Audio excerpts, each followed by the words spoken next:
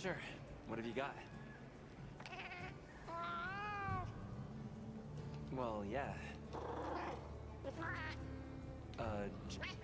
All right.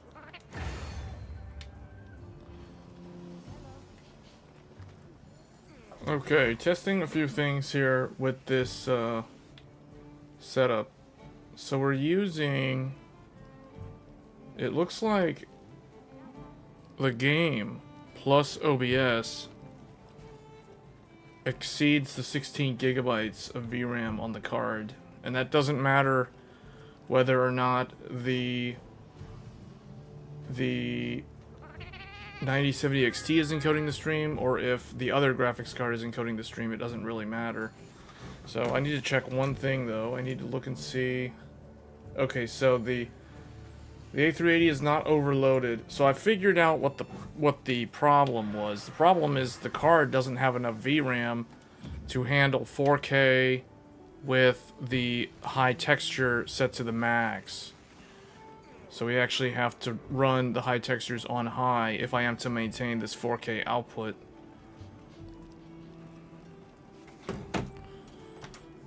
Hey Soul Halo, how's it going?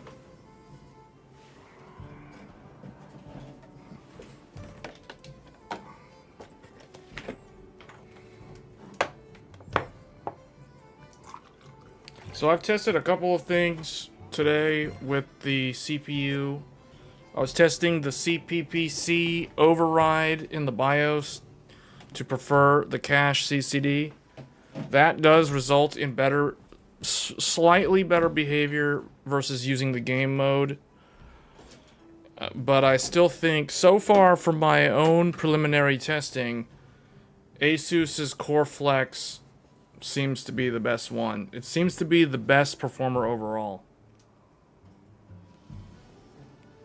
Also, I was trying to find in the Godlike where the settings for the SMU common options are. MSI does not publish those settings. They're not exposed in the BIOS.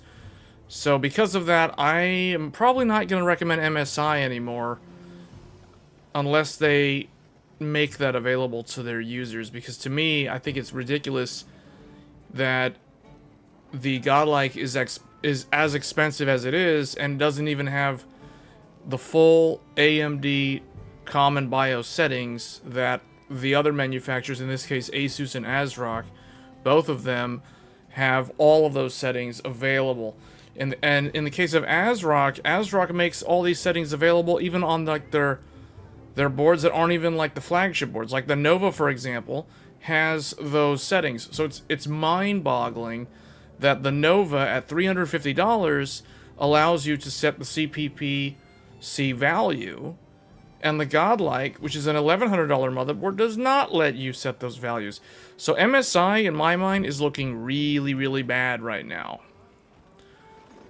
And then Asus seems to have, not only does it have all those settings, but Asus has their own special sauce that they add into the BIOS, like their extra tool set, which is actually quite useful in some scenarios. In the case of the dual CCD X3D, it's a lot better. Like it's significantly better than just running like the game mode driver, because now you get the benefit of the full 16 core CPU while doing more with the computer than just playing this game, for example. So, yeah, man, ASRock and Asus are the best ones as far as I'm concerned. Now, I haven't looked at a modern Gigabyte motherboard. My experience with Gigabyte, I used Gigabyte for the last 2 years on X670E and Z790. For the most part, Gigabyte's fine.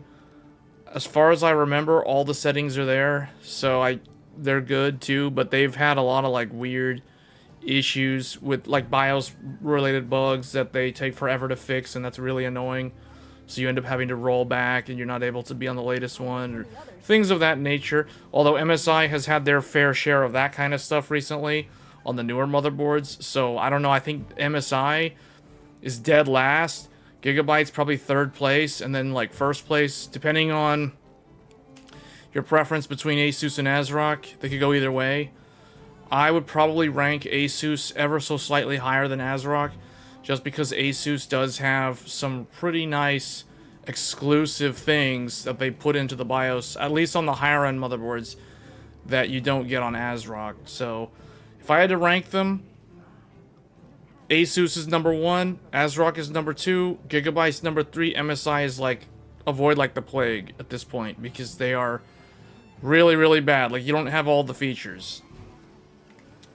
So, alright, so I've been testing the game. The game, because of OBS, now when I'm not using OBS, there's enough VRAM on the 9070 XT so that I can run the highest texture pack. But when I stream the game, I have found that sometimes the 16 gigabytes of VRAM is overflow. It exceeds 16 gigs of VRAM. Right now, I'm using about 12.8 gigs of VRAM total, so the game is using like 10, and then OBS is using like another 2.8, or almost, we can say 3 gigabytes of VRAM to, I guess, access the frame buffer to get the game, to hook into the game.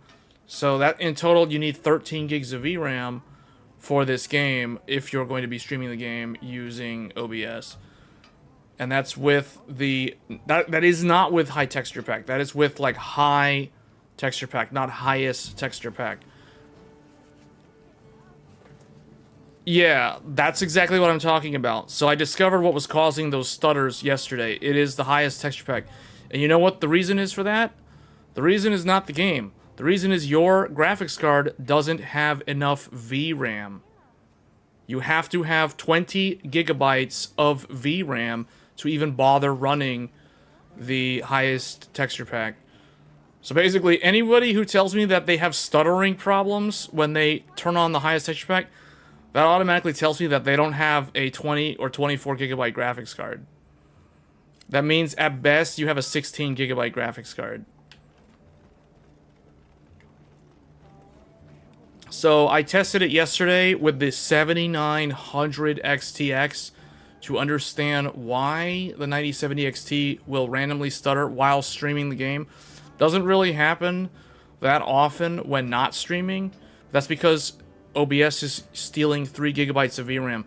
So that puts me just over the 16 gigs in certain scenarios. But I tested with the 7900 XTX, and the 7900 XTX revealed to me the truth that when you run the highest texture pack, the game can pull upwards of up to 19 gigabytes of VRAM. So you really need to have a 20 gigabyte VRAM graphics card or better if you want to run the highest texture pack. So even if you're on like 1440p at minimum, you must have a 16 gigabyte graphics card. Otherwise, don't even bother. But so far, the game is great. The other thing too is, thanks to FSR 4, I have the best upscaler because I also have the sharpness filter, which you do not have on the other upscalers. This is an FSR exclusive technology, which allows me to make this game actually look next gen by raising the sharpness all the way up to max. So, because the game, otherwise, the game has a very soft, like, it's kind of like a muted, soft look. It doesn't look very sharp. It doesn't look very well defined. But with the sharpness slider all the way to 100%, now the game looks good and runs really good as well. The Arc GPU is encoding the stream. That way I can free up the resources on the other GPU, on the 9070 XT. Yes, it does support it. Okay, so to clarify for FSR 4, currently Capcom has FSR 4 support allowed, but it is not fully supported, meaning Capcom has not fully certified FSR 4 to work with the game. However, it does work. And the way you can tell if you have it working is you come over here and see where it says AMD FSR 4.0 with an asterisk. The asterisk indicates that it is not officially supported as of yet, But if you have the hardware accelerated GPU scheduling enabled, and you have a graphics card that supports the FSR4 capability, then you gain the ability to run the game in FSR4.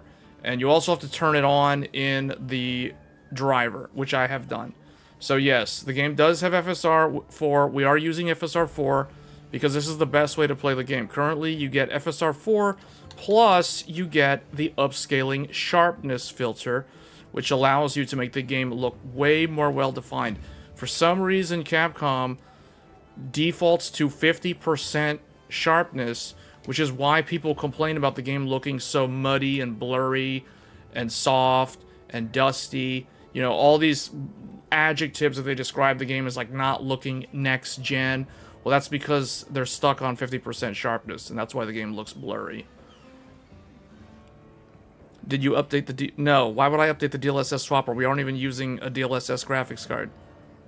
Why would I even bother doing that?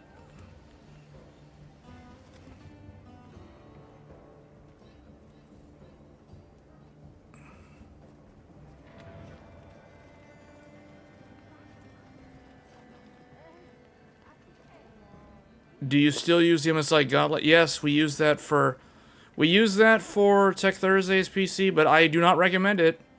I am very, very disappointed in MSI. You missed the beginning of the stream. The beginning of the stream was basically complaining about MSI's BIOS and how inferior it is to the other three. So currently, I do not recommend the Godlike. I actually regret buying it. It was a ton of money. It was basically like buying a laptop, but you were just getting a motherboard. And it had issues at launch with the dynamic dashboard problem. That has been resolved. So I had a video on how to fix that. That was a temporary workaround. Then MSI had a formal fix, and we covered that. So that's all fixed. Then it had the infamous boot loop issue on BIOS A24. I believe it was A24. And that was not just the Godlike. That was basically like all of MSI's motherboards had this exact same problem. So if you had like certain USB devices plugged in, or you had dual graphics cards plugged in, or you had something else plugged in besides the GPU, the motherboard would boot loop again and again and again, and then finally it would eventually like succeed and then go to Windows. So thankfully they fixed that with the latest A27 BIOS. But the motherboard is still kind of like slow to boot, like to post. It's just relatively slow compared to the other brands like ASRock and Asus and Gigabyte are all significantly faster than the MSI board, at least the ones that I've tested. So that already is a very bad look in my eyes in terms of the quality of MSI's product. And then the icing on the cake is the fact that MSI does not actually follow the correct documentation for AMD's AGISA menu items in the BIOS, meaning MSI does not expose all of the AMD common BIOS settings, so you cannot do things like, for example, force the firmware to push to schedule tasks onto the Vcache cores in the case of a 9950X3D, which is actually very useful, because that way you can avoid having to do anything with game mode, and you don't have to worry about the stupid core parking fiasco. Like, none of that stuff comes into play if you just set CPPC to prefer cache, which is exactly what we're doing right here, and that's the reason why the performance is so good, and nothing's parked, and I'm running the game, and the game is in focus window, and I still have all 16 cores, all 32 threads. So MSI can't do that, unfortunately. They're the only one that can't. ASRock can do it, Asus can do it, I'm pretty sure Gigabyte can do it, but I haven't looked at Gigabyte's BIOS in a long time to confirm that. But yeah, MSI is pretty bad, like in terms of the options that you're given. So definitely do not buy the Godlike. It is a waste of money. Unless you're someone who is just gonna buy, like, build a computer and never touch the BIOS ever and not tweak anything and just treat it like it's a trophy or something. Like, I don't know. Like, yeah, I don't recommend the Godlike. And I will probably not consider an MSI motherboard in the future unless they, I don't know, like, they're going to have to do a whole lot. They got their work cut out for them, because Asus and ASRock are, in my opinion, in a completely different league. Like, they are so far ahead of MSI that it isn't even funny. It's kind of sad, actually. And then Gigabyte is probably like 3rd place right now. So, really, really bad.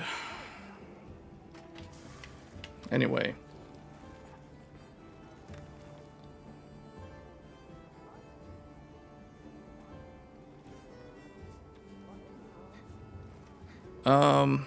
Should I skip the Tomahawk? Yeah, don't get the Tomahawk. No, don't get the Tomahawk. Don't, just, if you're someone who wants the full, okay, like if you're someone who's gonna run like a 9950X 3D, do not buy an MSI motherboard. Just straight up, don't get an MSI motherboard. Get any of the other 3. Any of the other 3 are significantly better.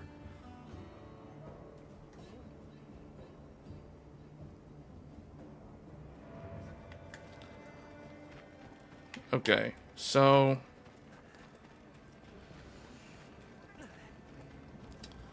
what was I gonna do again? Oh, I need to capture a giant wasp. I think I know where to get one.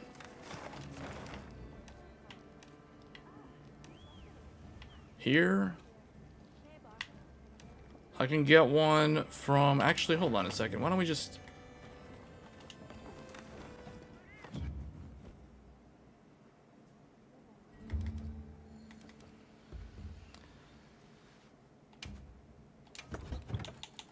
let's see. I think this is correct. I think the game has a bug right now where these items, the armor charm and the power charm, I don't think they actually do anything, because I put them in the inventory and checked the stats. The stats don't seem to change. I removed them. The stats stay the same. So I think they don't work. I think there's like a known issue list from Capcom that those things don't actually work right now. So...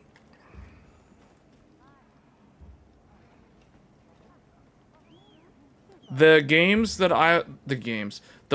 that I would recommend right now are either Asus or ASRock. And then Gigabyte is okay. Like, if you can get Gigabyte, just get Gigabyte. Or if you like Gigabyte, just get Gigabyte. But I personally would recommend Asus or ASRock. Which is hilarious, because those are the two that have been in the media recently. Like you know, like last year with Asus with the warranty complaints, and then ASRock with the BIOS update that didn't deliver enough voltage, so you couldn't post, and then they had to fix that for some people CPUs that were like not the best binned CPUs. But yeah, like, I still think those two are the better ones at the end of the day, because they give you all the settings. And in the case of ASRock, they give you the best value for money. Like, there's literally no other brand that gives you better value than ASRock when it comes to motherboards. And then Asus is expensive, but Asus has things that the others don't have.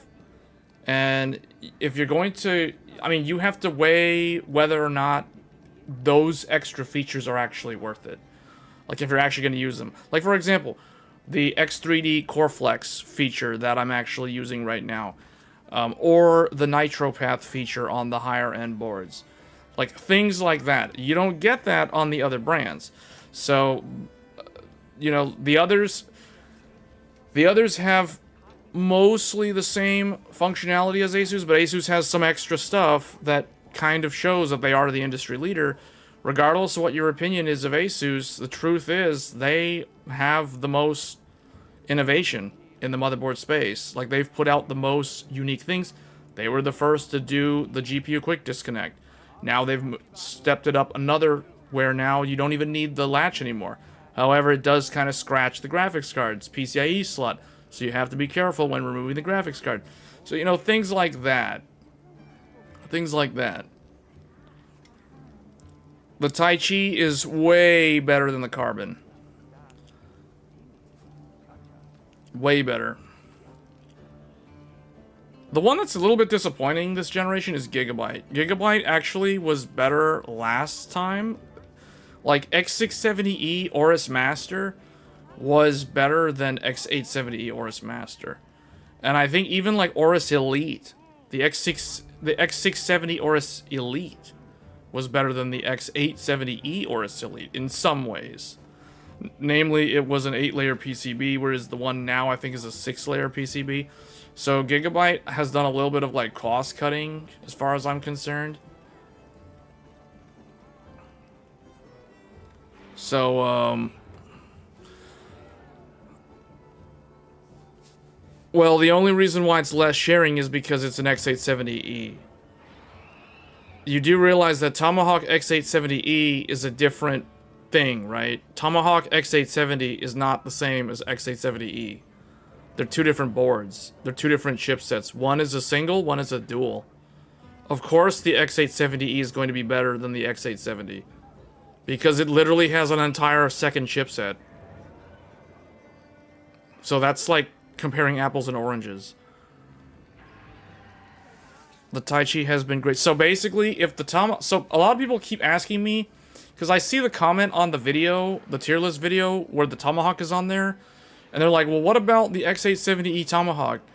Well, the X870E Tomahawk would not even be compared with the X870 Tomahawk.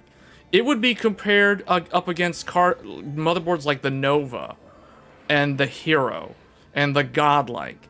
That is what the X870E Tomahawk would be compared against, because that is the correct segment that motherboard exists in. Because on the flip side, I kept seeing comments on the other video, like, what about the X870 Tomahawk? It's like, we're comparing mid-sized sedans, and someone's asking me about a compact. You know, like, you know what I mean? Like, it doesn't make any sense. Now, clearly, they're not informed on how motherboard segmentation works, but, you know, and that's not their fault. It's just they don't know any better. But, you know, I'm not going to answer that in a comment, because I'm just going to keep getting the same comments or the same questions over and over again. So it's better to make, like, a newer video, probably, in the future. The Godlike is definitely... See, the thing is, no, the Godlike would still stay where it is. It's just the problem, the thing that annoys me about MSI, primarily, is it seems like the quality... They have so many, like, weird BIOS bugs in the first couple of months, and then now everything seems like it's getting better. But the fact that you can't... They don't give you all the settings. That's what annoys me. Most people, they don't care because they're never going to mess with all the settings in the BIOS.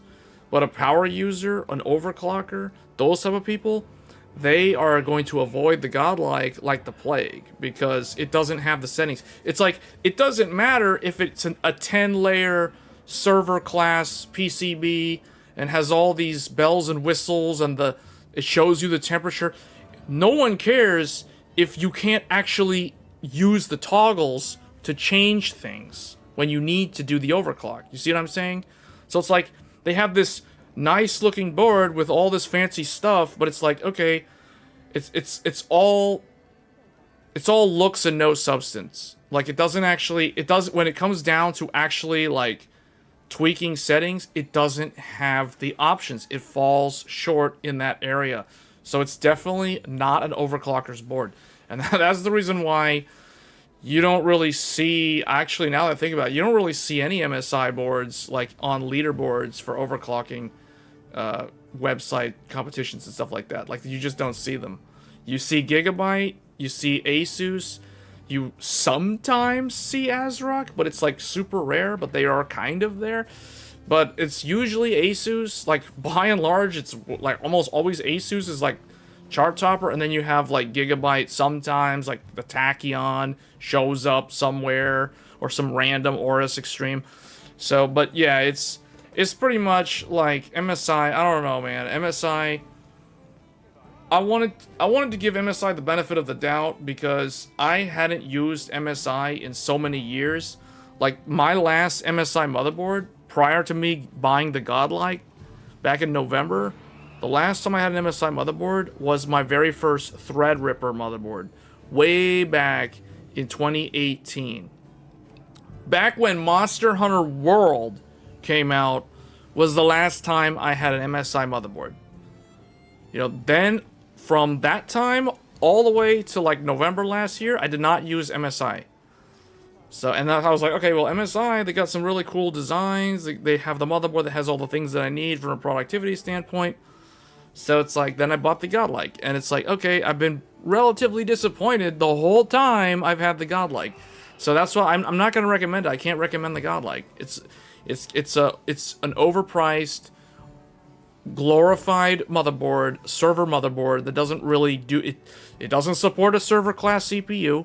It doesn't have quad memory channel. It's not a server, and it doesn't have any of the overclocking settings that you need. It doesn't have the full Agisa tool set. Like, it doesn't have the full SMU common options. It doesn't have the full PBS common options. It just falls short in so many ways that anyone who's an overclocker or anyone who's a power user, I mean, most power users are probably going to be fine with a Godlike because they're not going to overclock, so it probably doesn't matter to them. But, you know, as someone who likes to tweak stuff and figure things out, MSI is extremely disappointing. And that's why, in my opinion, they are dead last. We're not talking about voltages. We're talking about actual settings from the Agisa toolset. You don't even get... Like, MSI only gives you probably, like, 20% of all the tools. Like, you only get 20% of the settings on the MSI board. Somewhere around there, 20 to 30%, we'll say. ASRock gives you 100%. ASRock gives you like 150%, actually. They give you too many things, which is fine. I'm not going to complain that they give me too many settings. Glad to see you Monday morning. Hey, Super Googly. Yeah, I'm just kind of complaining right now because I went in the Godlike motherboard BIOS earlier, and I was trying to find the setting for CPPC under the AMD Common BIOS settings, SMU Common Options, you know, and I couldn't find the setting, and I used a little search feature in the Godlike, and I still couldn't find it. And then I start Googling it online, and people are like, oh, well, there's no setting. It's funny because the AI, the Google search AI, literally told me that MSI doesn't expose the settings for users to mess with them. And I was like, what? Seriously? So, extremely disappointing, man. Like, oh, man, I don't know. Like, does the Ace have that setting? Were you able to find that with the Ace?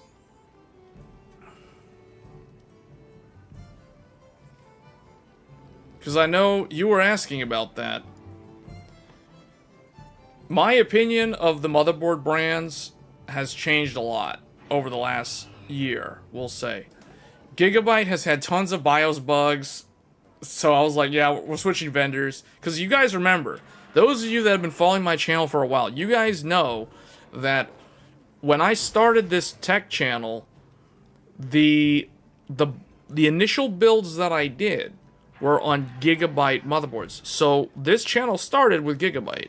Like, it was Gigabyte for like 2 years, because we started the channel around the time of Zen 4, 13th gen Intel, and the RTX 4090, and the Intel Arc A770. That was the time when this channel turned into a tech channel. And all my boards were Gigabyte. They were all Gigabyte. All the tutorial videos, all the overclocking guides, all the memory guides, all those things were from the lens of a Gigabyte BIOS. But over those 2 years, Gigabyte has had its ups and downs. I mean, no company's perfect, no product's perfect, but Gigabyte had BIOSes that broke things, that had to fix things, that broke some other things, and fixed things.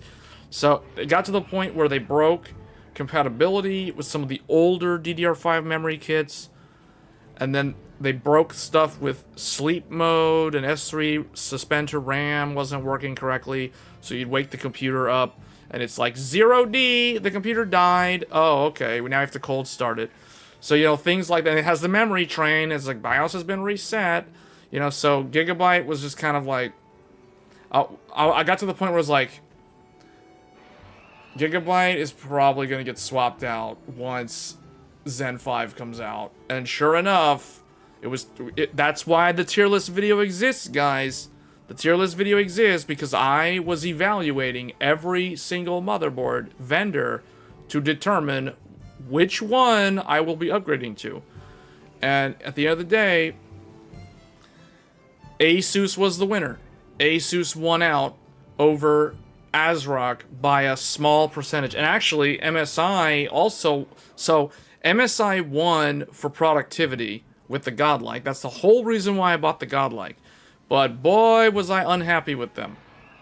Way unhappy with that motherboard. And we're not going to complain again, because we already complained. The whole stream has basically been ranting about MSI, so...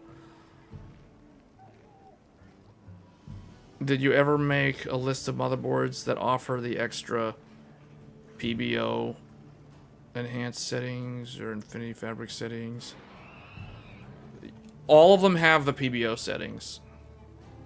You're talking about the presets? Gigabyte, ASRock, all of them have that. I'm pretty sure MSI has that too. I mean, the only sort of cool thing that MSI has is the memory try it feature. But, I mean, that's mainly, I don't know, that's an okay feature, but come on, man. If they're gonna put their own, like, special, exclusive stuff in their BIOS, they need to, at the very least, put all the things from the AMD reference. There's things that they're not even showing you that are from the AMD reference. Like, how are they gonna, like, omit 80% of all the settings that are standard?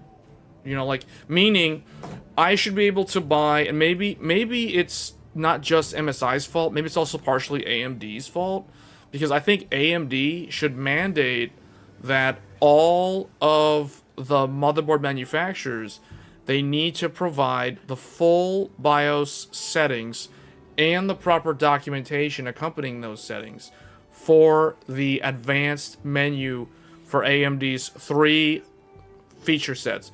So there are 3 AMD things. There's AMD overclocking, that's where PBO, that's where curve optimizer is, everyone knows about that. Then there's something called AMD CBS.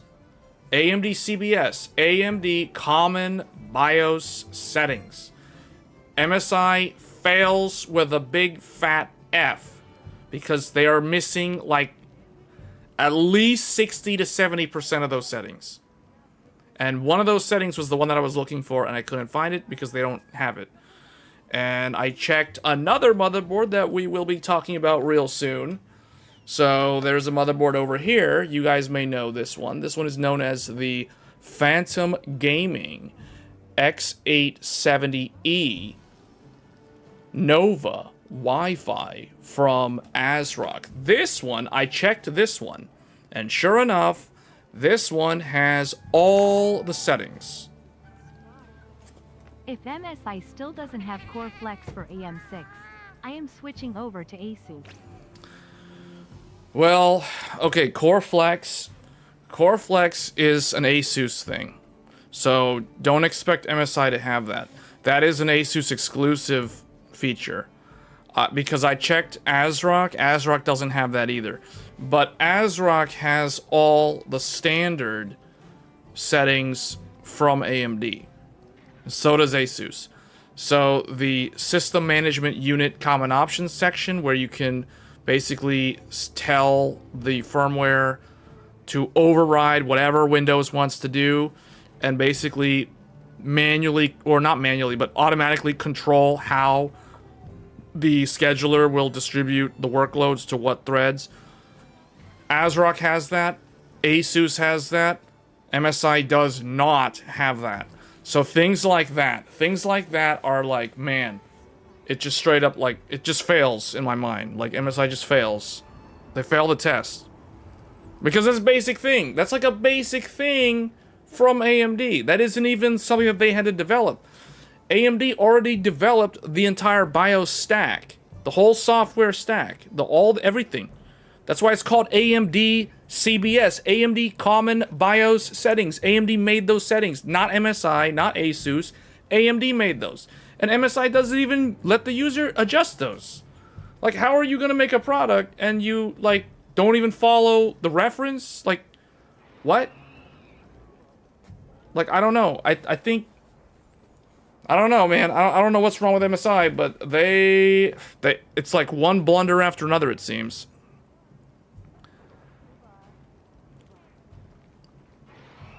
Gigabyte has improved a lot. Also, it depends which Gigabyte board. I have Aorus Extreme, and it's been flawless.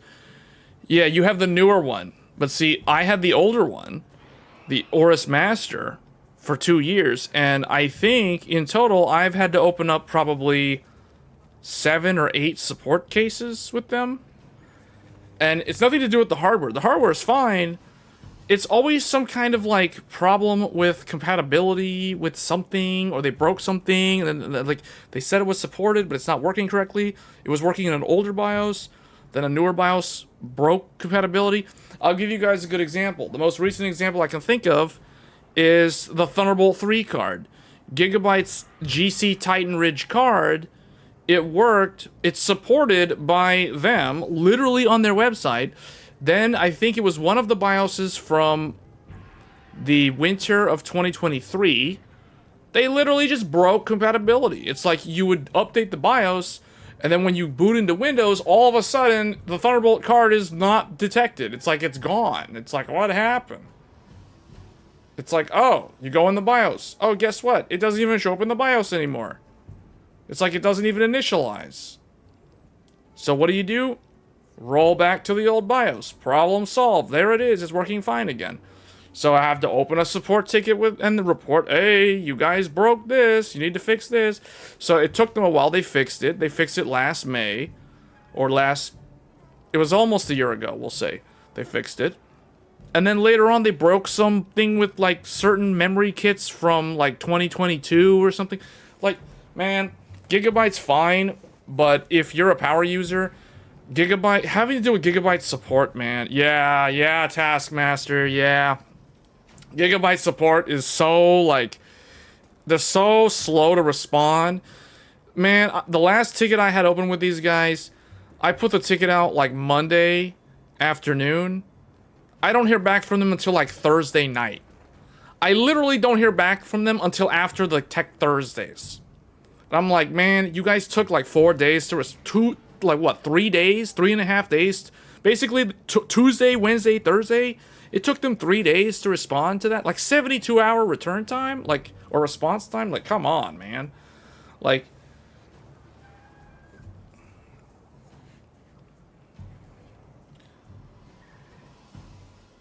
so yeah, we switched. I switched away from Gigabyte because I was not impressed. The support, eventually, they will work with you and eventually it'll fix. But it feels like you're having to move a mountain to get them to do something. That's so basic. That's so easy to duplicate. It's like, hey, you guys make the motherboard and you guys also make the Thunderbolt card because it's your Thunderbolt card. Therefore, you can easily go in your lab, take your Aorus Master, plug your Thunderbolt card in, update to this BIOS, and verify that it's broken. It took them like 6 weeks to do that. 6 weeks to do that one easy test. And they're like, oh, you're right. Thank you for reporting this. We will report this to our BIOS team. It took over a month and a half for them to do that. Like, wow, okay. Wow.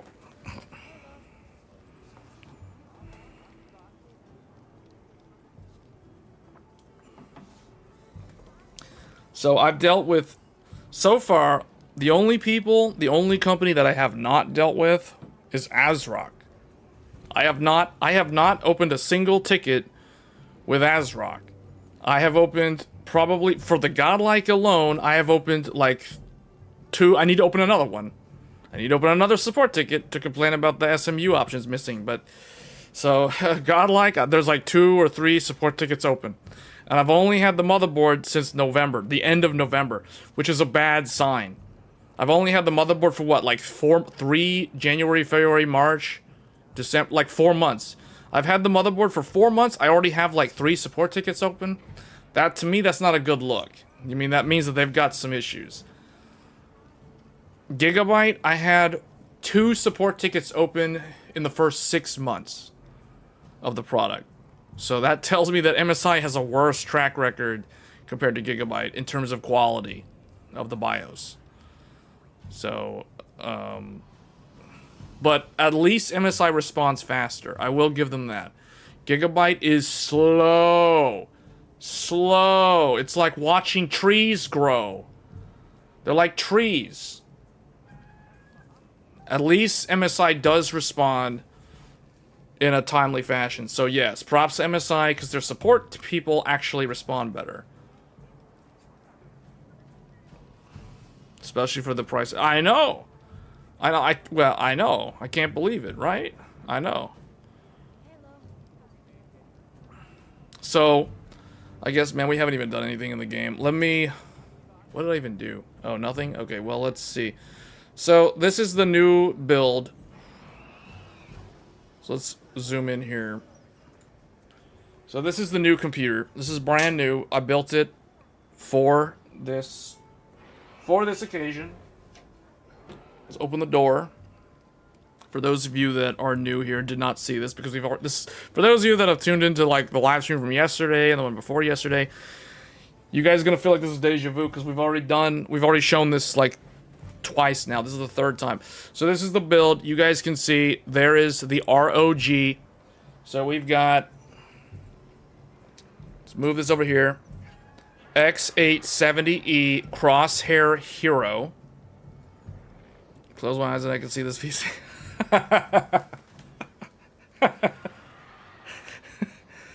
It's like you're watching it's like you're watching reruns. It's like you're watching reruns. This is like the 3rd time, man, watching the same episode over and over again. Okay, we got the EK Nucleus 360 AIO, whatever. It's the thick one. It's the really, really thick one that has the big... It hangs all the way down with the fans. It sits flush with the fans. So the EK with the special EK proprietary fans, which I'm not a big fan of proprietary connectors, because if one of these fans dies, I don't know what I'll do. I'll probably have to replace like all 3 of them with standard ones. And then we have the G-Skill Trident Z5 Neos with the Expo profile. So we have that. And then 4 sticks of memory. Right there. You guys can see. So if you're curious what memory we are using, the link is in the description below. And this case, the case, just to show this, is the... Who knows what case this is? Who can tell me what case this is? Let me just put this here.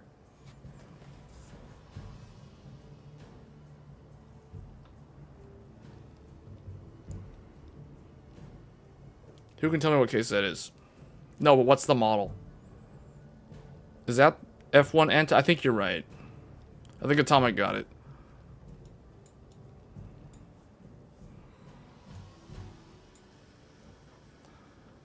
It is the Antec Performance 1.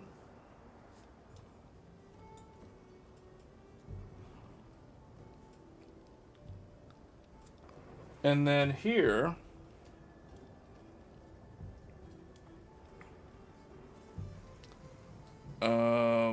what else? Oh, yeah. So here we have the XFX Quicksilver Magnetic Air Edition. So we did the unboxing video on that. And then what else? I think that's the majority of it. So we do have, under that Gen 5 heatsink right there, you guys can kind of see it hidden. It's right underneath the water block. That is the Crucial T700. So that's a Gen 5 SSD. And I guess the only other thing is like there's a power supply, which is a, I think it's the, which one is this one again? This is the MSI, speaking of MSI, MSI Meg.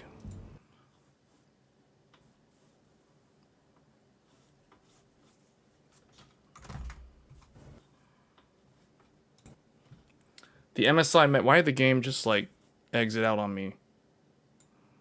That was weird. The game just like exited. Interesting. So the MSI Meg AI 1300p. Why did the game exit? Oh, you know what? That means that my TREFI memory overclock is probably not 100% stable. Interesting. Okay, I'll have to probably adjust that later. My stream skipped a bit. Yeah, that's because the game closed in the background. Hold on, what happened? Did Afterburner cause it to crash? Because Afterburner was running.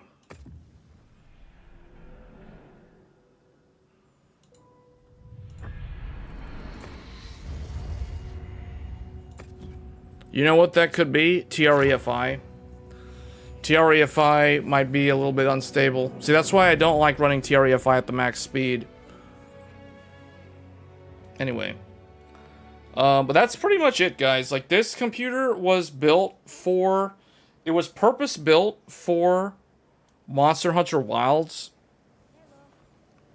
Not just Monster Hunter Wilds, but it was primarily built for the 4K OLED.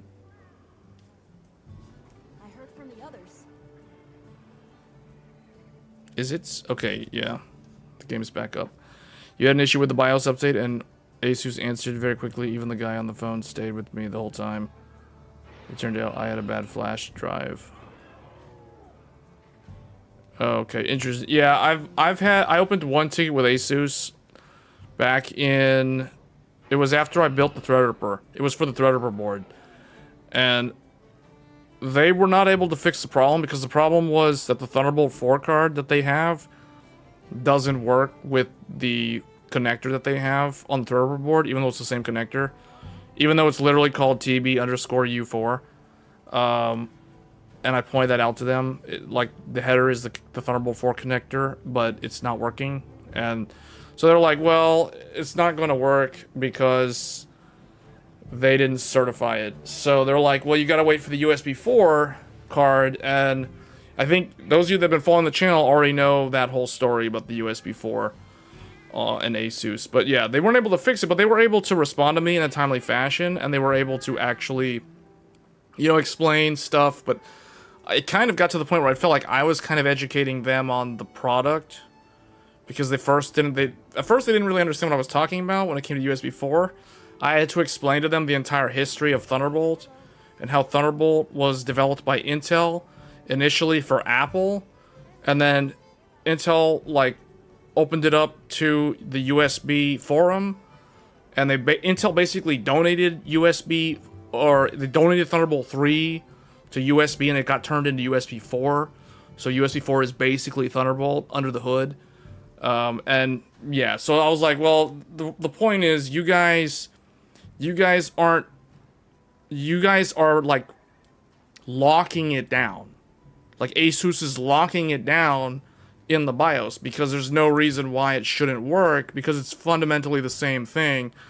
And they finally agreed that, yeah, they're not allowing people to use it. And then what ended up happening was they put a BIOS update out that literally like removed the ability for the motherboard to detect the card. So the earlier BIOS detects it, and it actually shows up in Windows, but PCIe tunneling is locked down. It's disabled by Asus in the firmware. So I was thinking, man, for real? Like, they're gonna do that? Okay. So I had to wait like half a year for the USB 4 card to come out. So once it came out, I got it, and I've been using that ever since, and that works fine. So it's like, yeah, if it's supported and it's supposed to work, it will work with Asus. If it's not, then they go out of their way to lock it down so you can't jerry-rig it and make it work. That's kind of annoying, but I mean, they can choose to do that, and they clearly choose to do that, which is the complete opposite stance that ASRock takes. ASRock, like, you want to do this and it's not supported? Okay, you can do it. Your mileage may vary, but you can do it. We don't stop you. And that's how it is with ASRock, with the Thunderbolt situation on ASRock from years ago. So it's funny because ASRock and Asus right now, I think they're the best two choices for motherboards, but they have fundamentally different views and approaches on what they do with the BIOS. Asus locks things down unless they sign off on it for it to work. ASRock, it's like the open frontier, like it's the Wild Wild West. You can do whatever you want. Like it might work, it might not work. Like don't expect them to know how to fix it, but you know, like that's kind of how ASRock is. So ASRock is very, let's just say ASRock is very power user friendly, we'll say.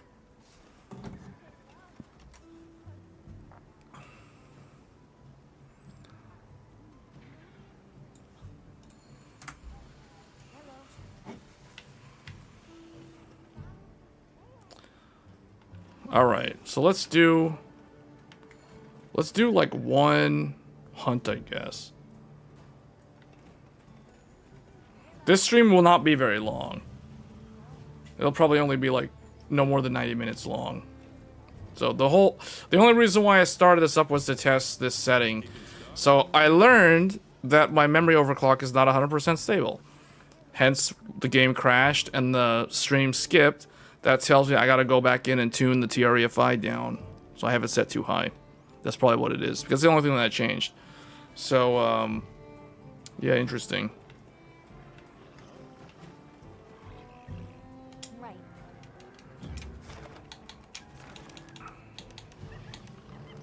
Let's see if we can get through this hunt without it crashing again. Let's see, which one should I do? Oh, wait, Jindahad is in? I guess I'll fight him, if he's in.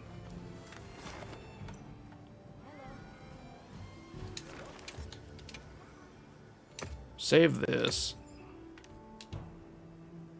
I kind of want to hunt Arkveld.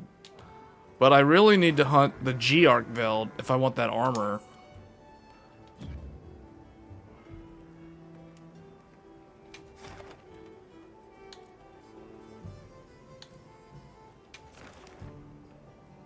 See, should I hunt these two?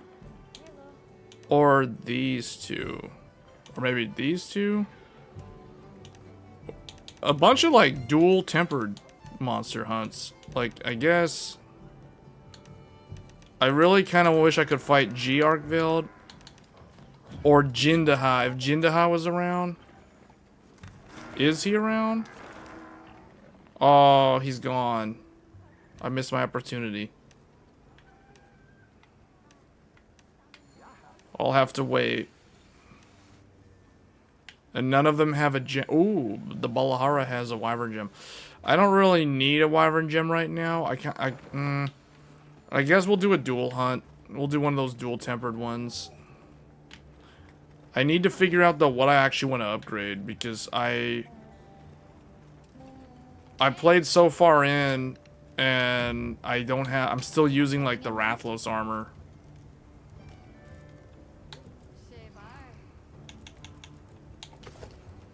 Radeon. I kind of want Guardian Arkveld, but I don't even know where he is. You know where to find me. Oh wait, I know what I want to upgrade. I want to upgrade the gun lance that I'm using.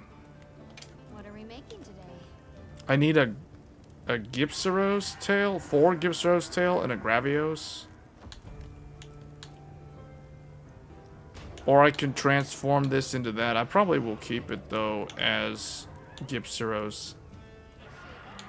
I'll need a bird wyvern thing. Okay, we're gonna hunt Gipsaros. Yes.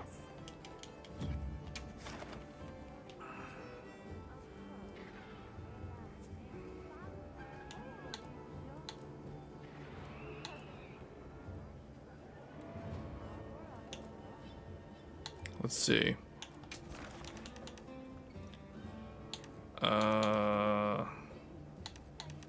No Gipsaros quest. How do I not have one? I thought I saw one earlier. Oh, do I have an investigation?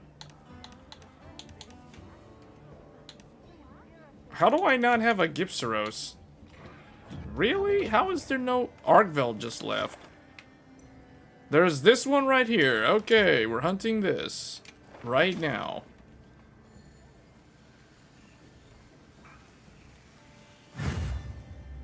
Let's have another hunt with no surprises today. I guess we're doing that one. I was hoping there was a tempered one. Let's put them to use. Who? Let's see. Just get whoever wants to come in here. Get one of the longsword people in here, hopefully. I actually haven't even hunted a single one of these yet. Yeah, see, he's brand new. He's the last monster. This is the only monster that I have not hunted on this character. I can't believe I've gone all the way to Gormagala and went post HR 40 and have not fought a single Gipsaros yet. I don't know how that happens. Oh well.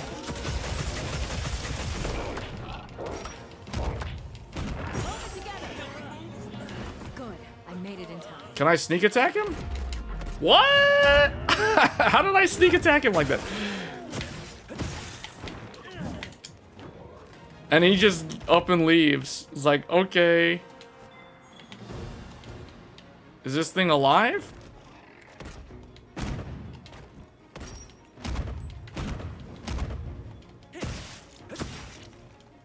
Is it supposed to be like that? Man, this thing's really tanky. It has a lot of HP. What does it drop? Oh. Okay.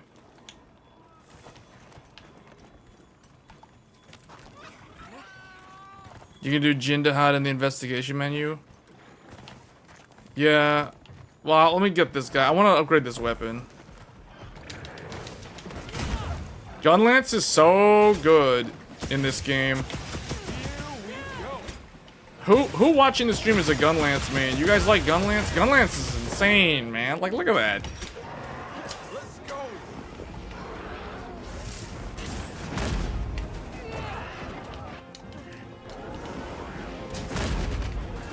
This one has long shelling. I don't know which one's better, long versus wide versus short shelling.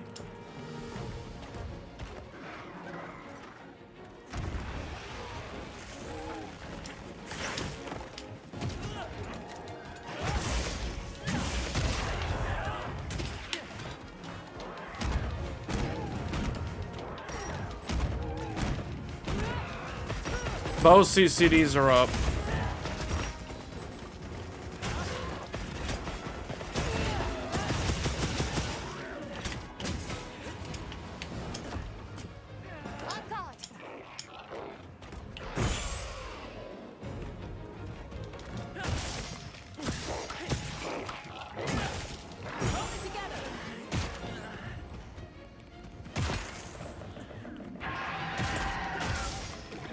I'm not using the MSI Godlike for all the reasons that were mentioned earlier.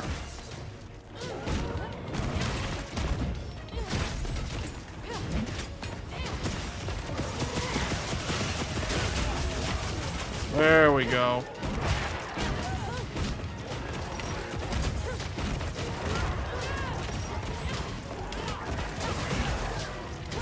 Oh, man.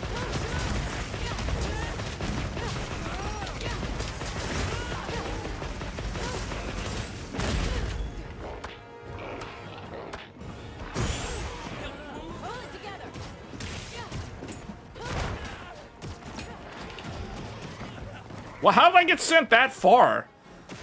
He knocked me off the stage thing and I like fall so far back.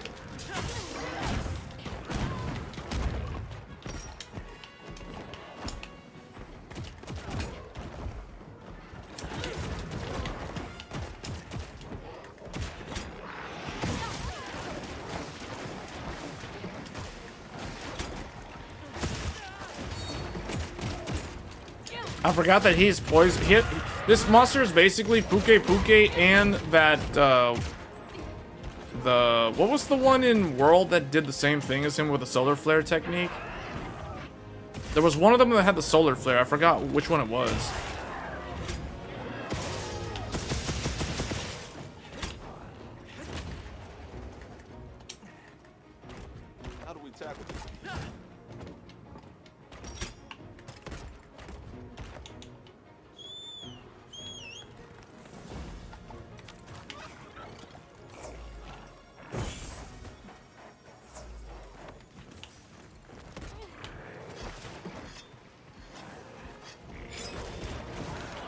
I guess I can use these. That was fail.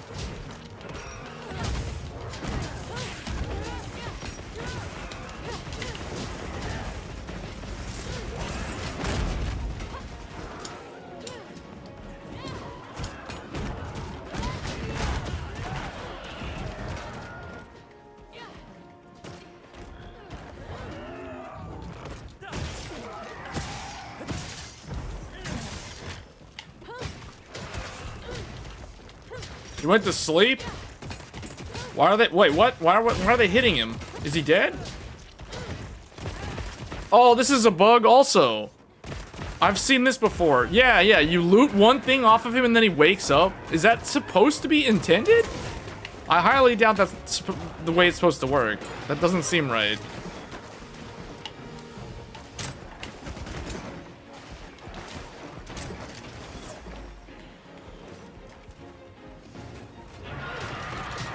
Bring this to a close.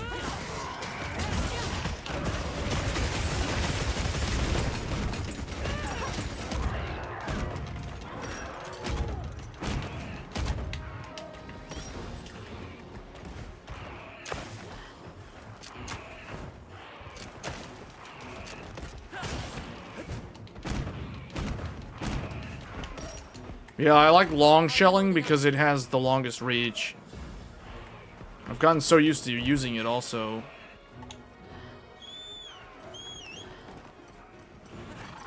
Wait, that's his gimmick? He like falls down, you loot him, and then he gets back up?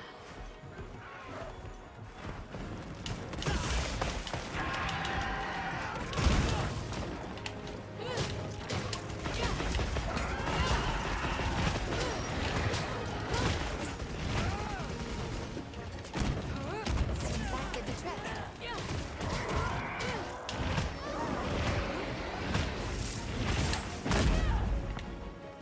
Man, that wyvern blast, the wyvern fire never gets old.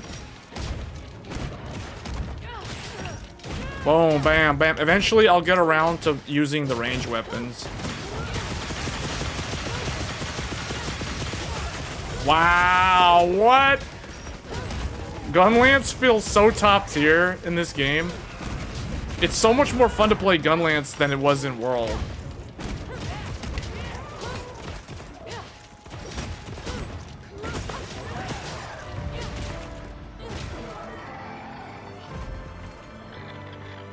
What do you guys think of Gunlance? Those of you that play Monster Hunter Wilds. Or just Monster Hunter in general, the series. I think this is a fantastic weapon. It's really fun, actually. I mean, you got to get used to having low mobility. But man, the mobility on Gunlance is vastly improved over how it was in World.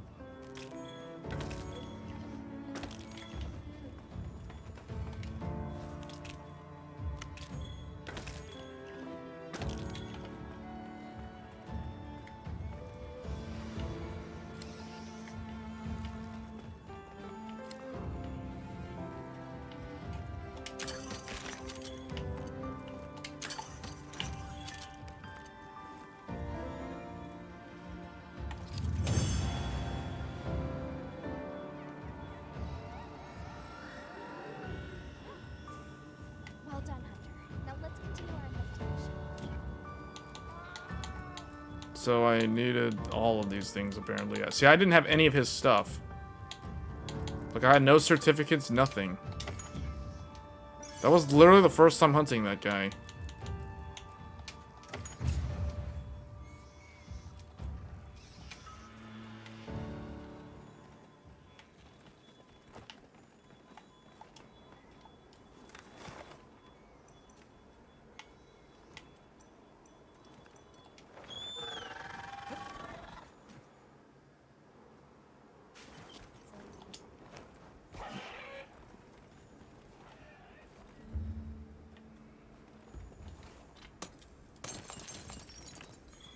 The godlike is not broken. What? Like, these questions are so random. It's like, I don't even know how to answer some of these questions. Like, what? Is the godlike broken? What? Why would it be broken?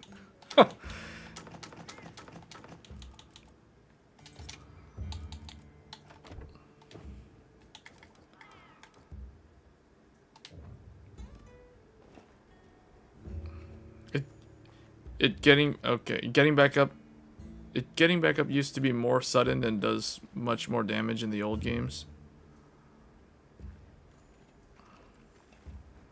Hey Gus, you're very happy with the upgrade?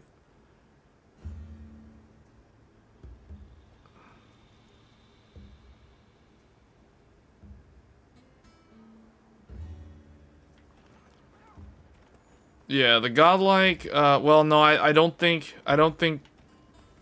they heard the first part of the stream, that's why. So this is where you live. I await your next visit.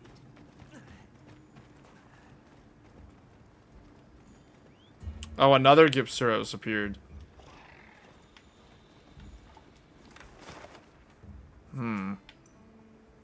There's a lot of tempered Hirabamis here. There's like there's 2 of them. Is this thing frenzied? Ooh, this thing has a bird gem. We are hunting it right now. Right now. It's a bird. I need the bird gem. It's on the wish list. For the weapon I'm trying to upgrade. Benson Quest by order of the guild.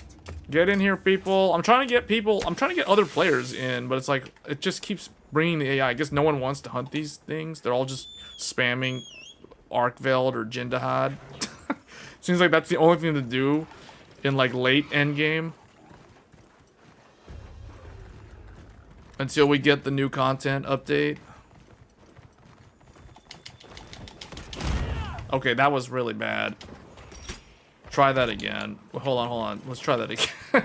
That was so bad. How am I missing that? How am I... Whatever. This thing has the frenzy virus.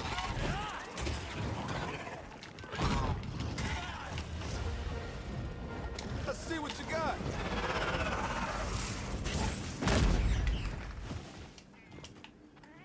He go to sleep? Huh? Wait, what? Oh, did that thing put him to sleep? Wait, hold on. I got an idea. Mega barrels. Oh, but I gotta wait until my thing. I gotta wait until the wyvern. I'm not gonna wait. I'm just gonna do this.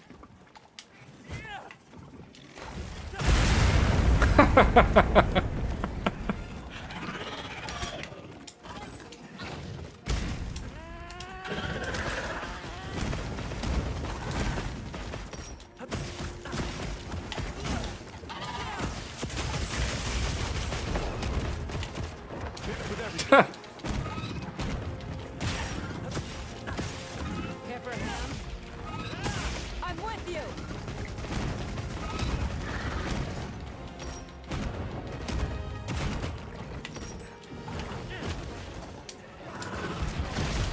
Perfect guard. Was perfect guarding a thing in World? I don't remember perfect guarding in that game.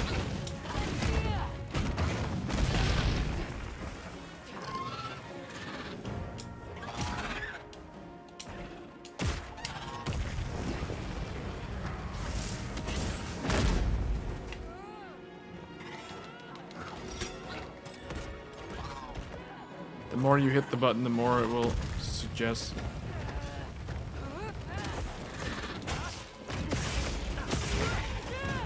Yeah, it does help. You're right, it does help. Oh, I didn't realize he was gonna jump up twice like that. If I'm not mistaken, the frenzy monsters have way less HP, but they deal more damage or something. So the fight can end very fast. So it's actually like it's meant for speed running, which is really perfect. I actually like this. Is Frenzy a thing from the older Monster Hunters? Or is this new? Yeah, see, dude, I like the Frenzy monsters because the fights go so quick. It's basically like Speed Duel in Yu-Gi-Oh! Or something. That was so fast. I don't... Do people, like, skip the Frenzied fights for some reason? Like, what's the negatives of fighting this thing? Oh, I got the bird wyvern gem. We are doing these Frenzy fights more, man. Double birds. Double bird wyvern gem. And this was a guaranteed one from doing the investigation. That's triple bird wyvern gems. Gormagala causes the frenzy. It's... Oh, okay. Okay, so does that mean he's around somewhere? He's like sneaking around in the back?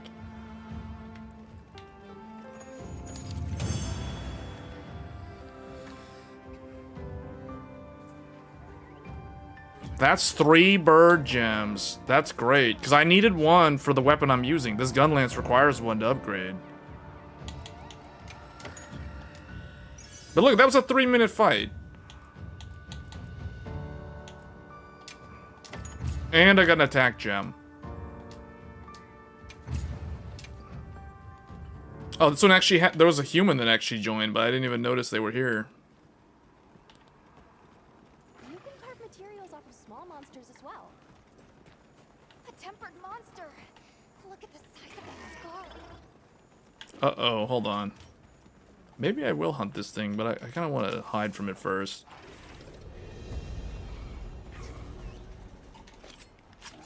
Get this stuff first. What is this? If I hunt Hirobami, I'll look like a character from Black Myth Wukong. the armor from that looks like it's from Black Myth Wukong. Makes me feel like it's some kind of Dynasty Warriors looking getup.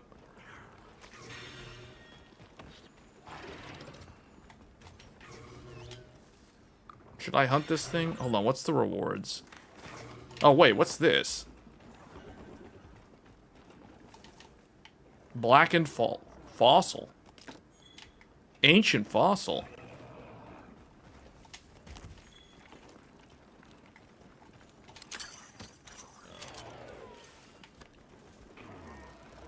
Hold on, what does this one drop? Target has appeared. Check your map when you're ready. Yeah, I guess I could... What's up with this thing?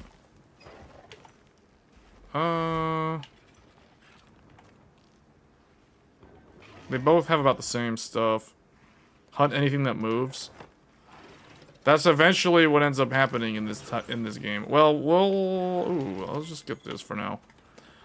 Hold on, I'm just gonna go back and see if I can craft or upgrade the weapon, if that was all I needed to get.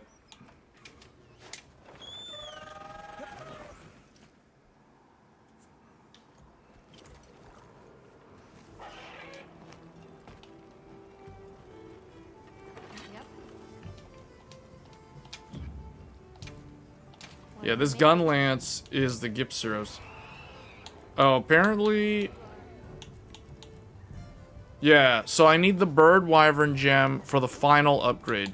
But for this one, I need Gravios. Oh, I didn't get a Gipseros tail. So wait, why was I hunting that thing? Oh, the bird wyvern gem, that's why. So I need Gravios and Gipseros and Hunter Symbol 1. So I need to hunt, ideally, a tempered one of either of those. Yes. Do I have Gipseros?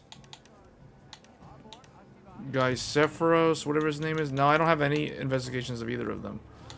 Is anyone in the lobby doing those hunts? Maybe I should just hunt Jindahad and just work on that instead. Or Guardian Arkveld. Somebody's fighting Guardians of Shia.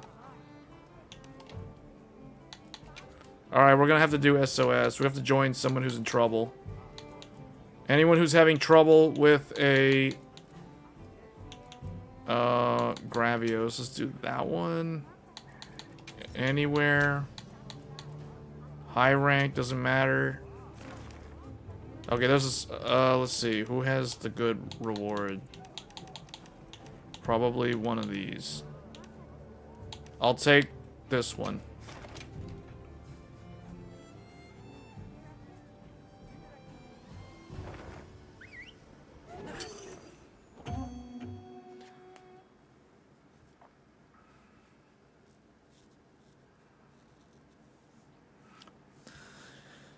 if this game isn't game of the year, then it's at the very least it's the most CPU bound game of the year. That for sure it's going to win. I don't there isn't any other game that's coming out this year that I can think of that would be harder to run in terms of how CPU bound it is compared to this. This game requires the most powerful CPU and the most powerful SSD that you can get. Okay, technically the SSD, as long as you have a Gen 4 SSD, it's fine, but still. Don't use a DRAM-less SSD. That's what you don't want to have for this game. Well, we'll see what happens with GTA 6. So far, it seems like a lot of the Western games haven't been doing too well. So, we'll see if they can pull it off, but...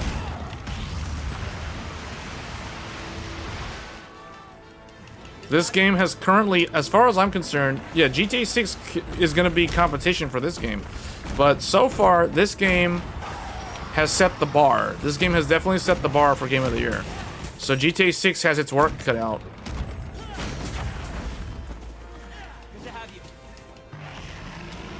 Because Capcom delivered. This game is probably the best. This is the most fun I've had since, I don't know, Shadow of the Erdtree last summer. I don't know. It's been a while. I'll tell you, this game is more fun than Elden Ring Night Rain. We'll see how the final Elden Ring Night Rain. As someone who participated in the network test for both games, this game is more fun than Night Rain so far. I think Night Rain is going to get kind of repetitive. We'll see. I mean, I say that this game is very repetitive in some ways, but this game, it's repetitive by design. It's repetitive in a good way. I don't know if the same is true of Night Rain. Possibly, because Night Rain is basically like a battle royale. It's like a PvE battle royale.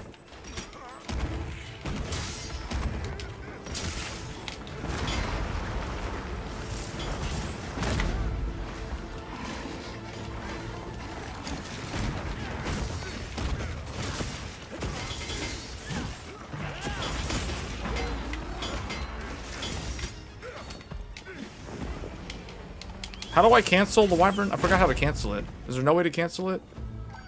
I thought there was.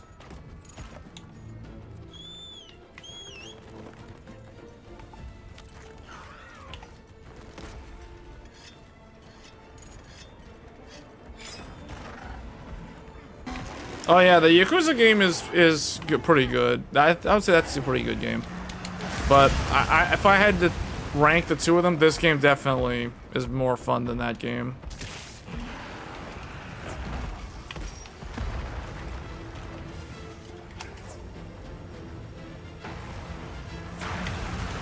Whoa. Thanks. That helped.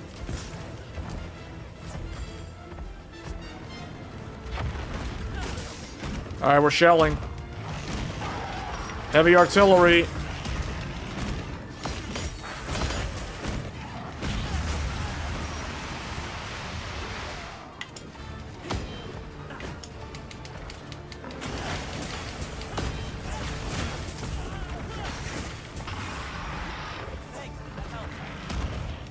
Now we got a dedicated healer in the group. I like this group. Someone's healing. Someone's looking out for us.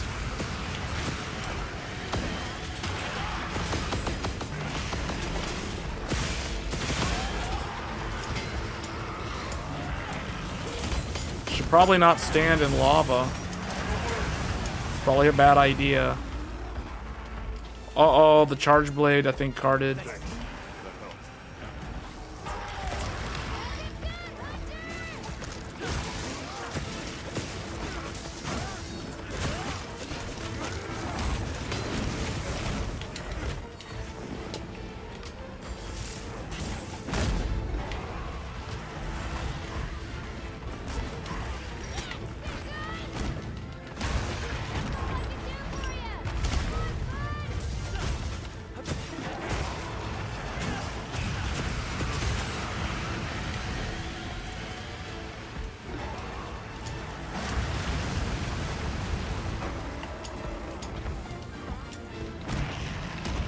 I mean, I feel like Monster Hunter is a very unique game. Like, Wild Hearts is the one game that came out back when Hogwarts Legacy came out that was the closest competitor to this.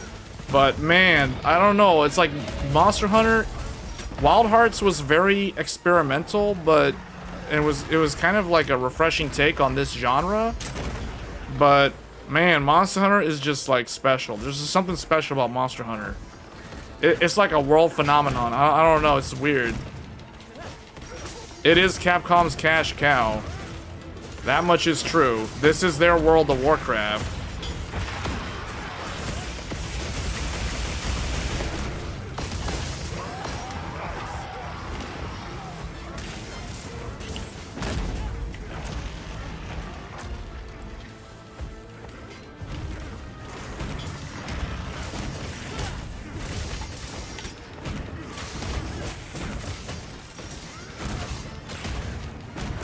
Any Gunlance mains in the chat?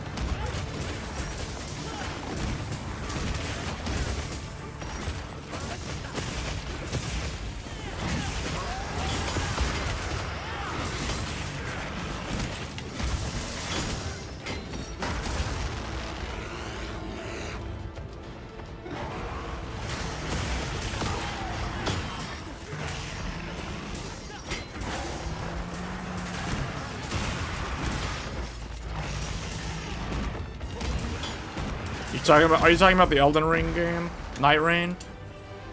Because you said spells, I figured you're talking about Night Rain.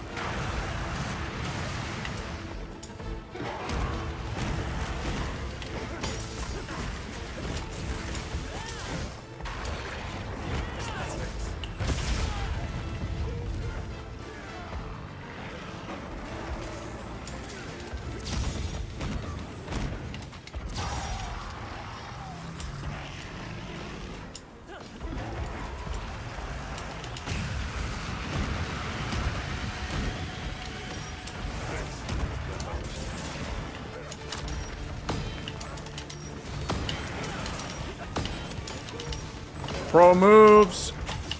Pro moves.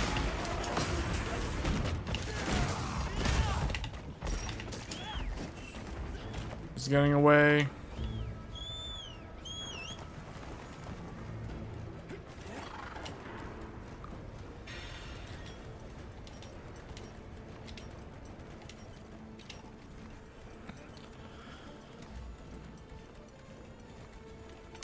Somebody cast a binding spell.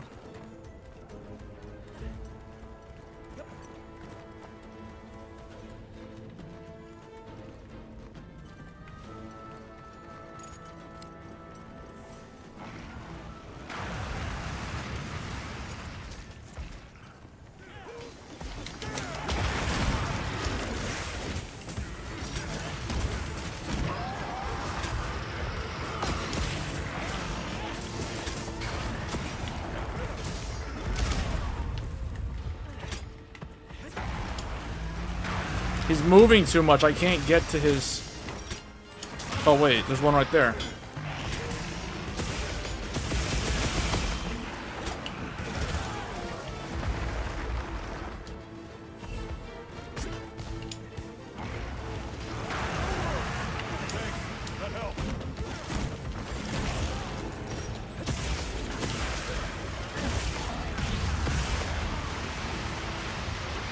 Man, thankfully Rathalos, the Rathalos armor helps with the fire resist.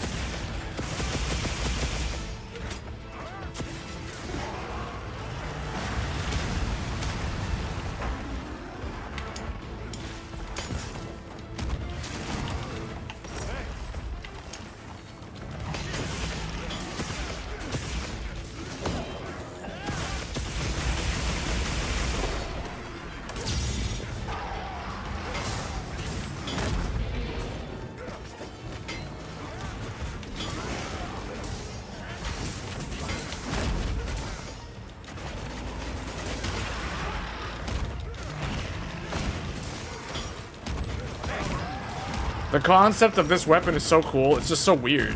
It's like you're using like a giant like gun thing, literally a gun lance. It's like having a grenade launcher, but the grenades are like low charge or whatever. I don't know.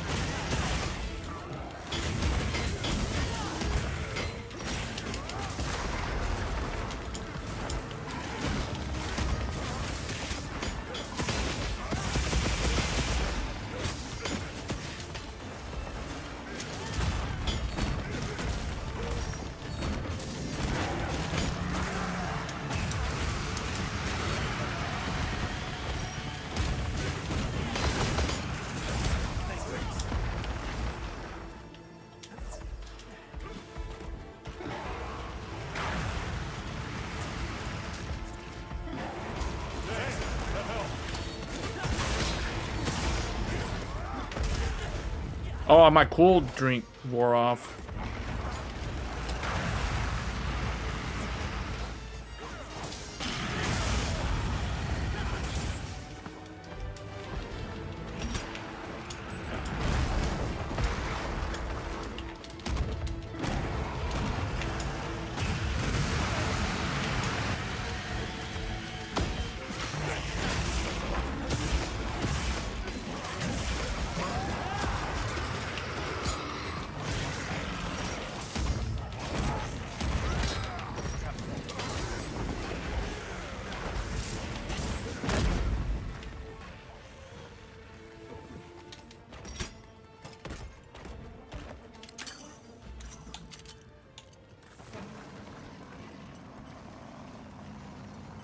Yeah, gun lance.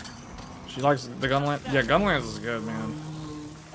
This guy, is he capturing him? Okay. All right.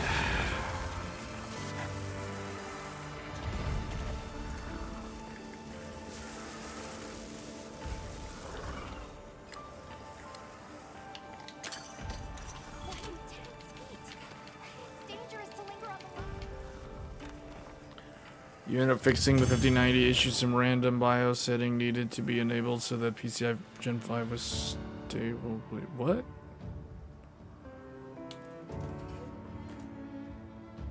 What did you have to do? Because you shouldn't have to do anything unless it's a BIOS bug. Wait, what is this? Wyvern. Oh, yes.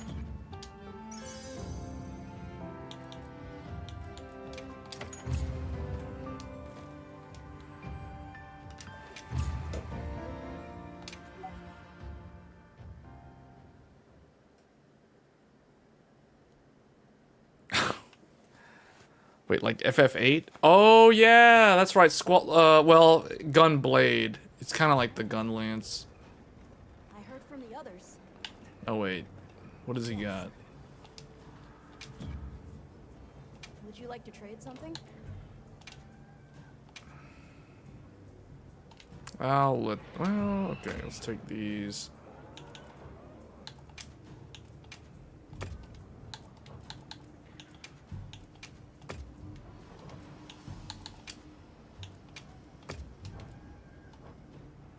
They said this was our share from the Fire Spring Festival.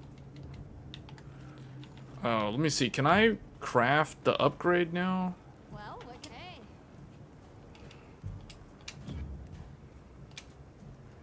Got something in mind? Oh, no, I need... Oh, Gypseros. Okay, Gravios. I've got all the Gravios things that I need. I need Gypseros tail. So I need 4 of those. And I also still need, like, 2 more Hunter Symbol 1s if I want to max this out. So I need the tail. You know where to find me.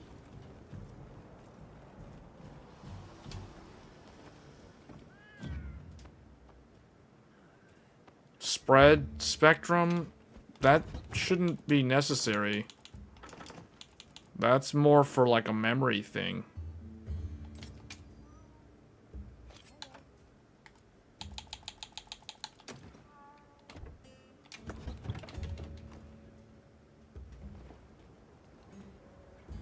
Oh wait, hold on.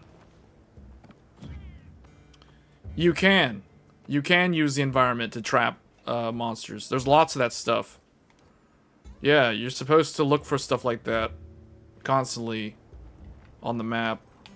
Right. Oh, wait. Let me check the map first. Is there... Jindahad has appeared. Should I go hunt him? I really kind of want... Oh, this Hirobami has a gem. The Hirobami has a gem. It has a wyvern gem. I kind of want to go and get it. It has the shiny. So it's either... Okay, I'll let you guys decide. Should I hunt Jindahad? Let's make a poll. This will be the last hunt of the stream, and then I have to end the stream. So, let me see. Which one?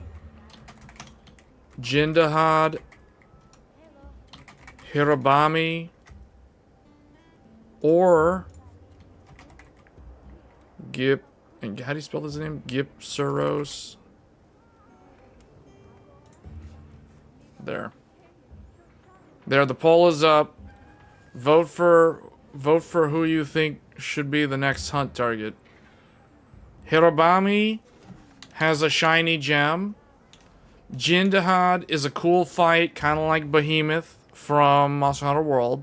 He's got the whole ecliptic meteor mechanic, which is actually pretty cool.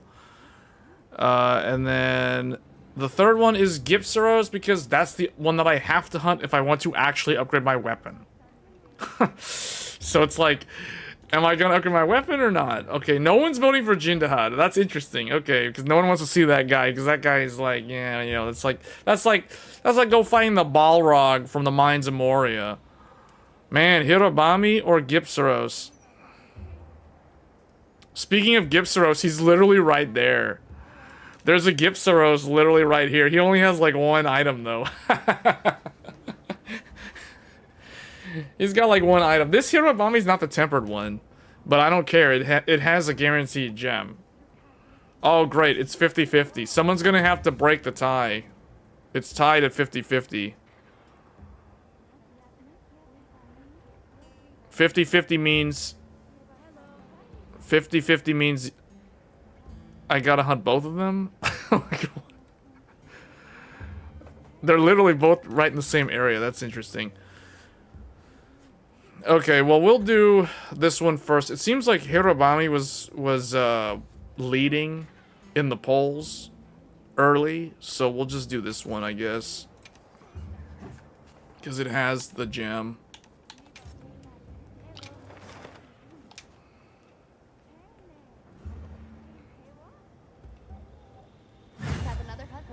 Hirobami's first, and then we're gonna do the other one.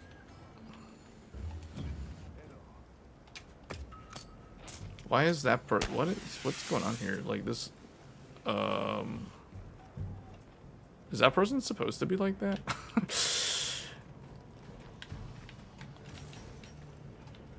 Alright, we're gonna need this.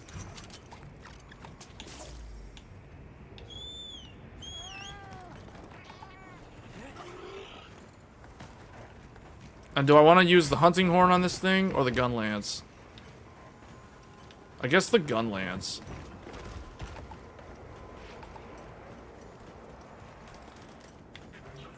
It's not that one, although I'd rather fight that one. That's the tempered one, so that one actually has the thing that I need.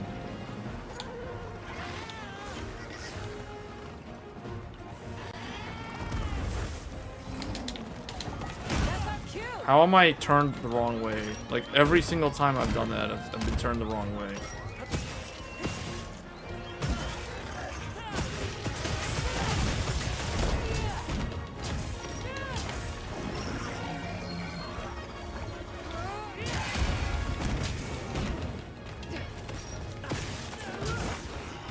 Really? This little thing, like, messed up my combo? And then it runs away?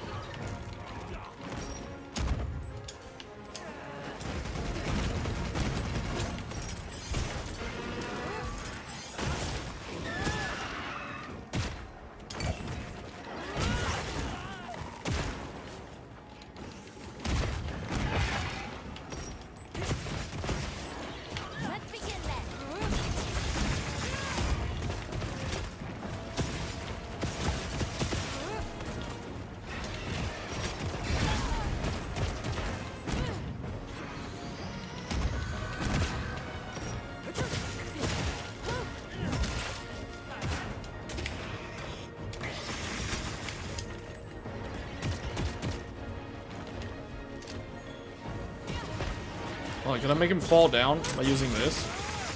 Heavy slicing pod?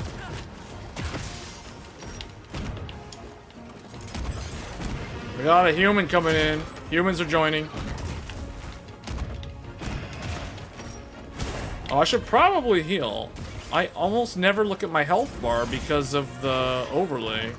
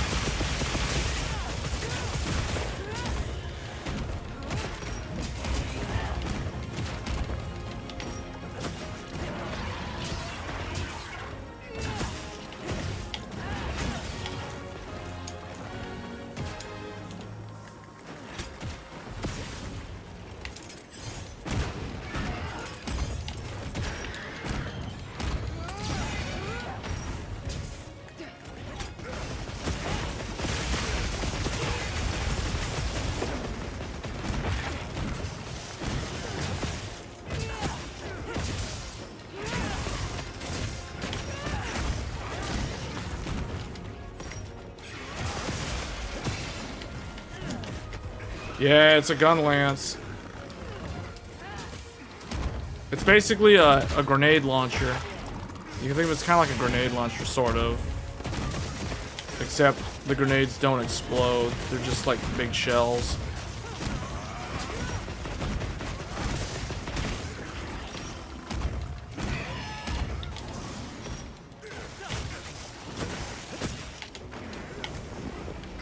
Oh, of course when I do Wyvern Fire, he runs away. Oh well. Looks like the monster dropped something. Yeah, Gunlance is legit.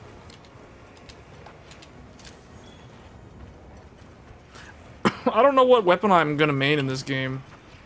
I still don't know, I haven't decided.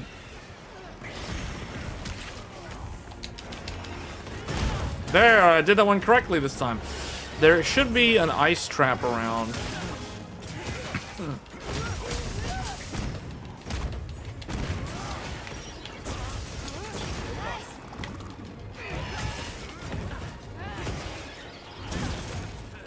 I feel like I've showcased every weapon on stream except the ranged weapons. So at some point I am going to show the, like, how to play this game like you're playing a shooter, using the light bow gun, the heavy bow gun, and the bow. But I think I've looked at every single weapon by now, except those three.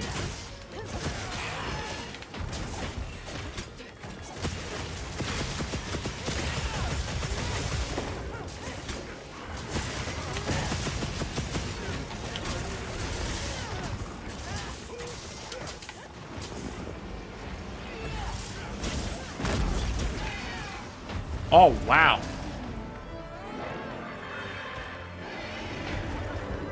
Wait, Fusion Pulse did one of the coolest looking moves. I've never seen that move on the Insect Glaive. I'm gonna have to learn how to do that. This thing's a trip of new data. That's a new one.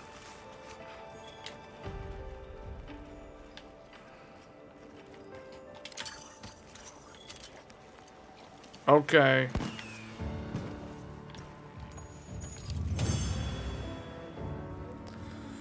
Alright. Now we need... Ooh. I got 2 Wyvern Gems. I got an extra one.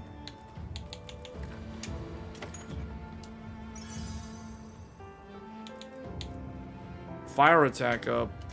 Didn't ha- that's new.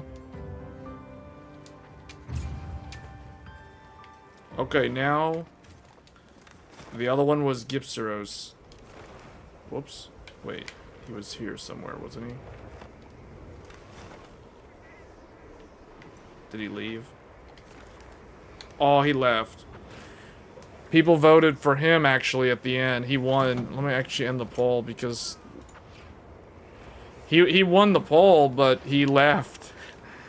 It's like his number was drawn, but he wasn't there to get his reward. And then a tempered arc veil shows up? What? Why is it? Okay, there it is. Let's do this one. Well, yeah, I actually need that. That's on the list. Tempered Arc Veiled is...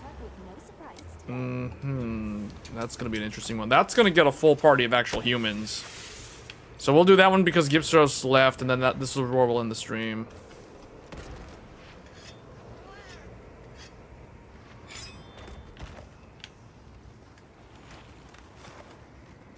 Where's the closest base camp?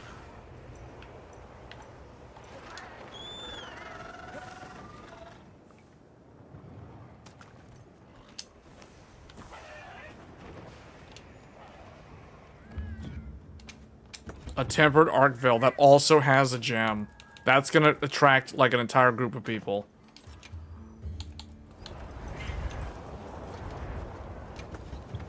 I also want to bring one of these. I only got 7 seconds left on the buff.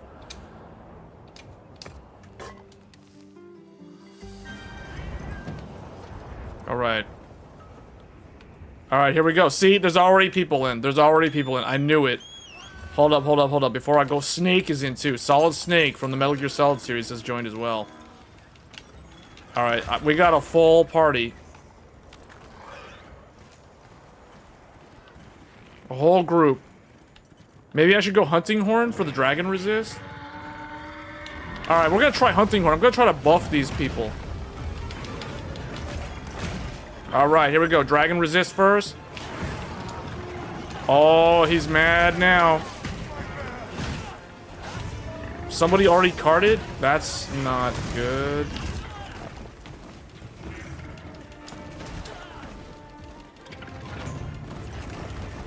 Okay.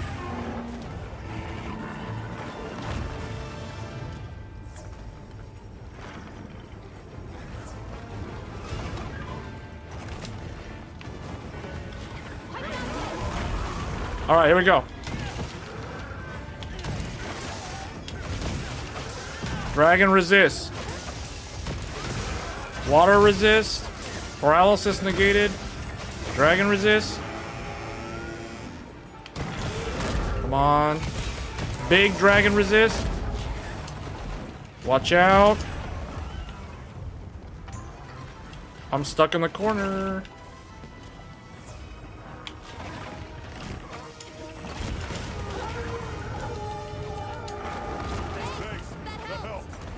Okay. That was dangerous.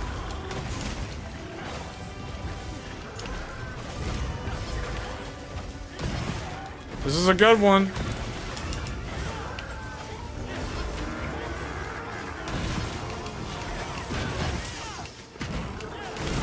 Sonic waves.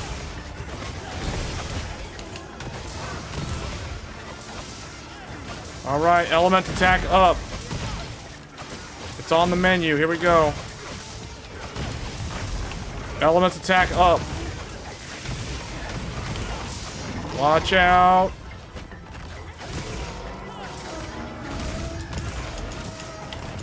Oh, he got me. I got him, sight.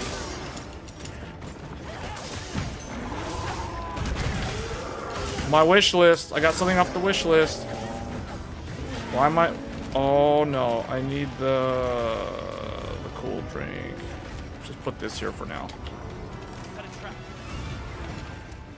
Oh, I need a hot drink. Here we go. Yes! Self-improvement. Work on self-improvement.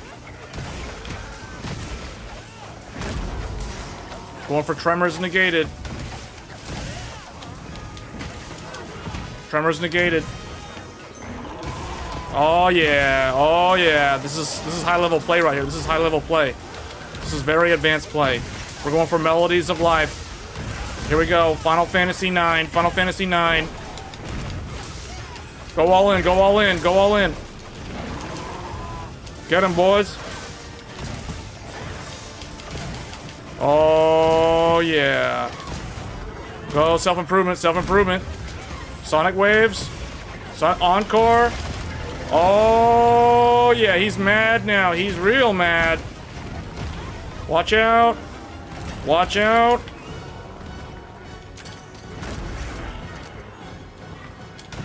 Paralysis. All right, here we go.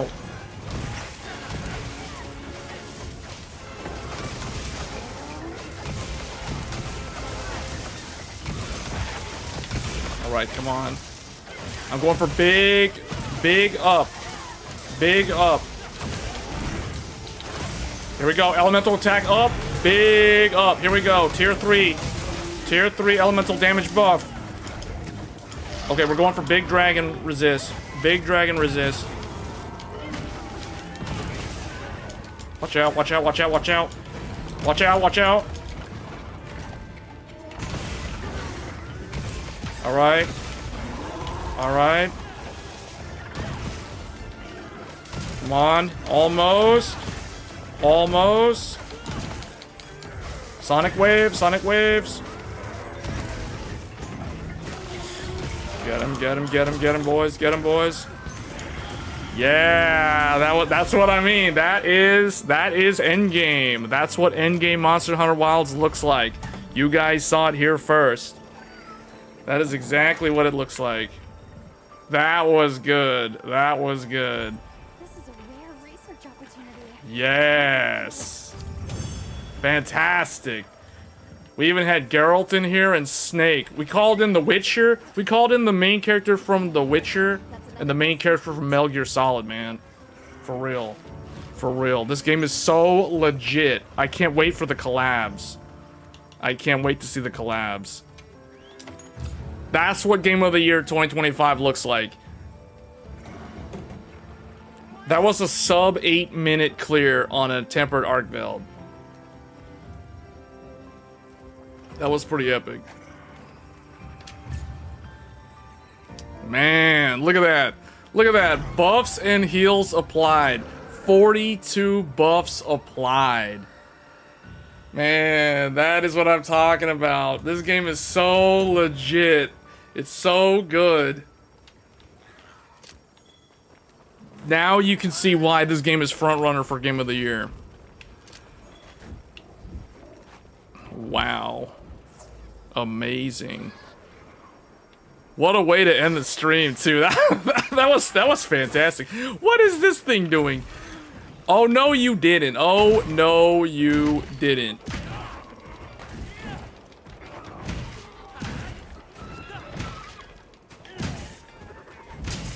Music. Music. Target has appeared. Check your map when you're ready. Try dispersing the pack by firing a large dung pod. Sturdy bones. That's good. There's a whole pack of Hirobamis.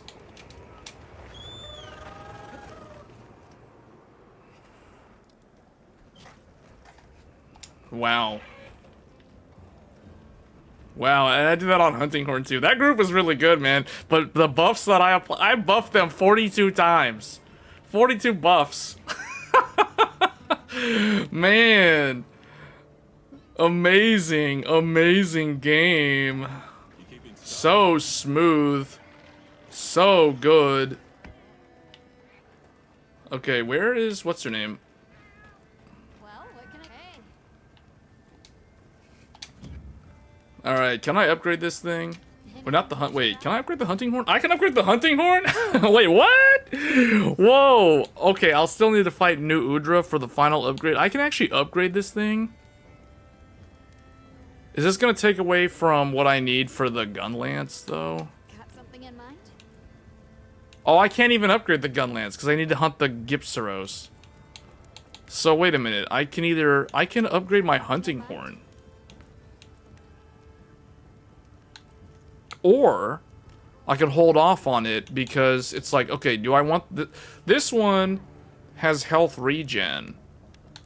But I can keep going and upgrade it all the way up, or I can transform it into this one, which has, hold up, this one has elemental attack, water resist, dragon resist, tremors negated, paralysis. It has the exact same buffs.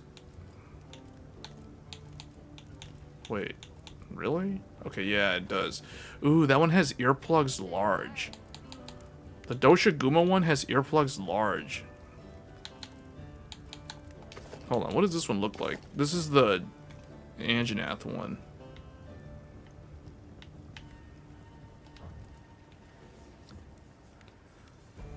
Yes, now the only thing left to do is hunt more monsters, upgrade the weapons, upgrade the armor, hunt more monsters to get their armor and their weapons. Basically, the whole point of endgame is to get weapons, get gems, and get armor.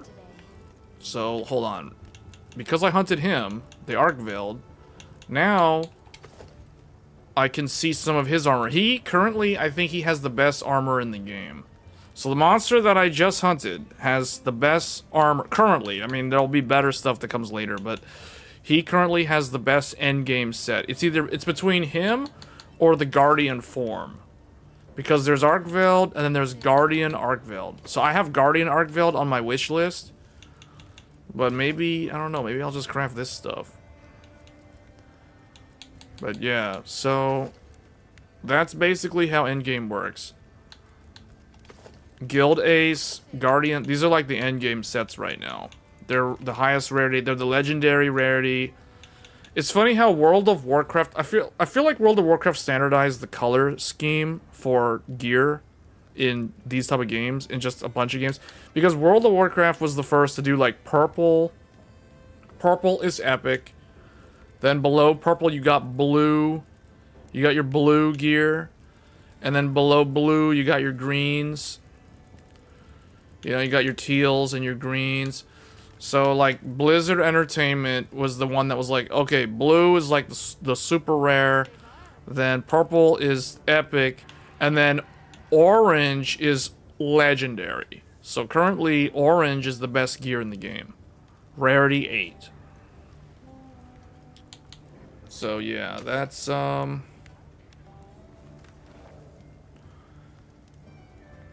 Guardian Arcveiled is on my wish list. This one's on my wish list.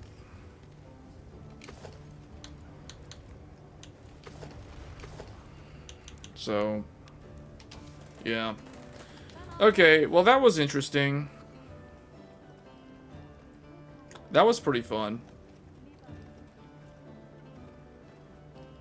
Anyway, that's gonna be it for this stream. Yeah, we went almost 30 minutes over. Why does the Gen 4 SSD matter? Because if you want to run the high texture pack, you're going to constantly be reading off the SSD the entire time you're playing the game. The game uses Direct Storage 1.0, which means that it uses the CPU to constantly stream the data off the SSD. So for this game, you need a Gen 4 SSD. You could also use Gen 5. I mean, it's not really going to make much of a difference, but you need a fast SSD basically with DRAM, not a DRAM-less SSD. Otherwise, you'll get hitches and stuttering if you're using the highest texture pack. The other thing too is you need a graphics card. If you want to run the highest texture pack at 1440p native, you must have at minimum a 16 gigabyte graphics card. Nothing else is relevant at this point. And if you want to run this game at 4K resolution with the highest texture pack, you need a minimum of a 20 gigabyte graphics card, which basically excludes a lot of graphics cards, including the 9070 XT and the 5070 Ti. Both those graphics cards are already incapable of handling this game with the highest texture pack. So, it's crazy. This game is very hard to run. It needs insane hardware.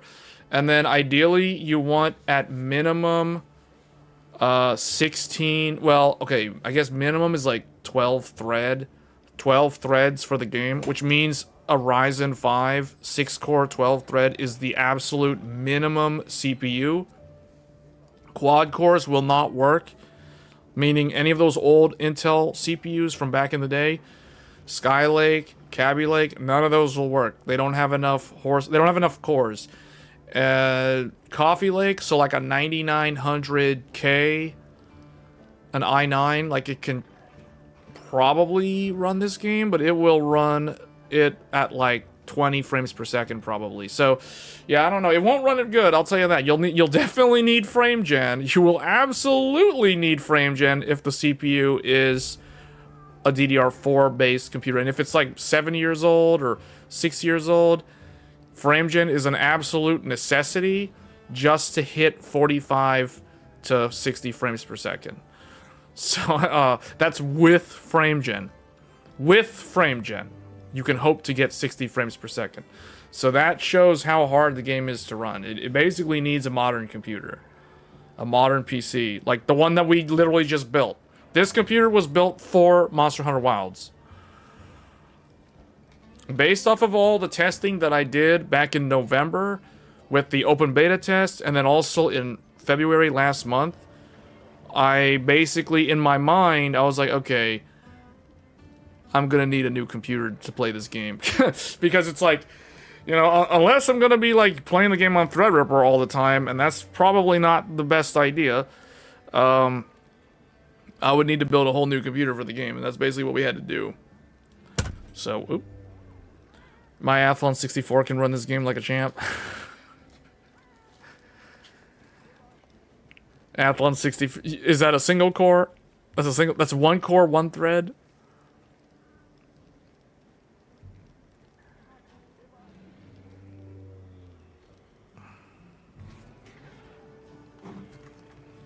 It's asleep. I think it's asleep, right? Oh wait, no, its eyes are, never mind, its eyes are right there. One core of pure power.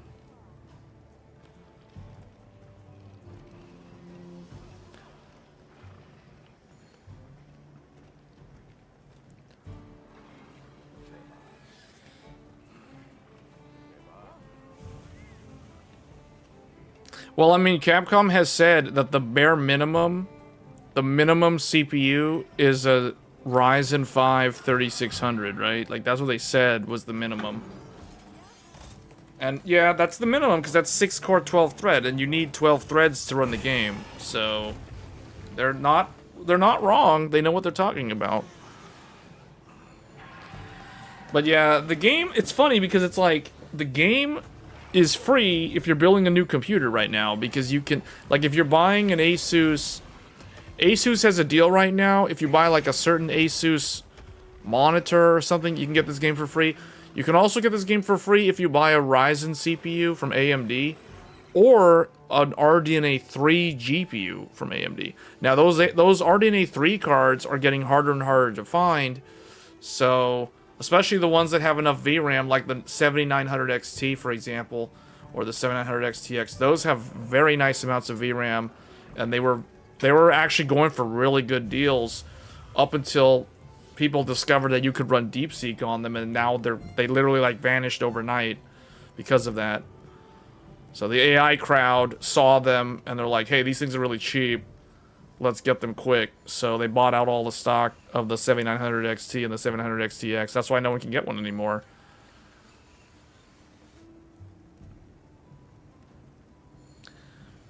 Do you think Capcom will try to shoehorn this game on the Switch 2? No. So they have two different, there's a different team that develops the game for the Switch. So they have, this game, Wilds is a successor to World. So that game, those games are made by one team. Then another team makes what we'll call the mobile games. So Monster Hunter Rise was made by that team. So the successor to Monster Hunter Rise will be the game that runs on the Switch 2. So not this game. This game's not coming to Switch 2. There's no way. Can you imagine this game on Switch 2? Let alone Switch 1? Like, the fact that this game requires 12 threads and a fast SSD and all this stuff, and yeah, well, now the Switch 2 doesn't even have, I mean, it's unified memory architecture like the consoles, but still, the consoles The game is very optimized for the consoles, but even then, they don't run the game that well. Yeah, apparently Capcom thinks you could just slap frame gen on the game and that fixes all the problems. Yes, use frame gen to get 60 frames per second, because apparently that's a thing, in Capcom's opinion. Can Monster Hunter World run on 8 cores?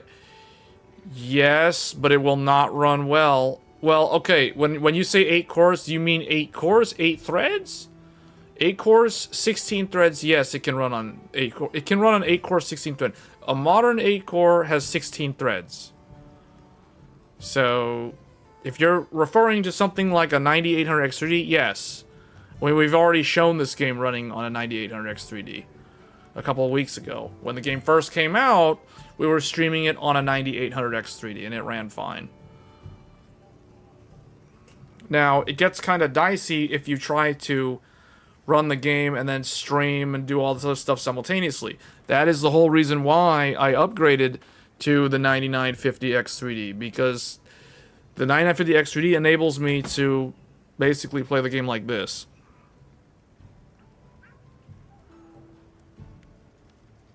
Ryzen 750, 700G, 4060 gigabyte.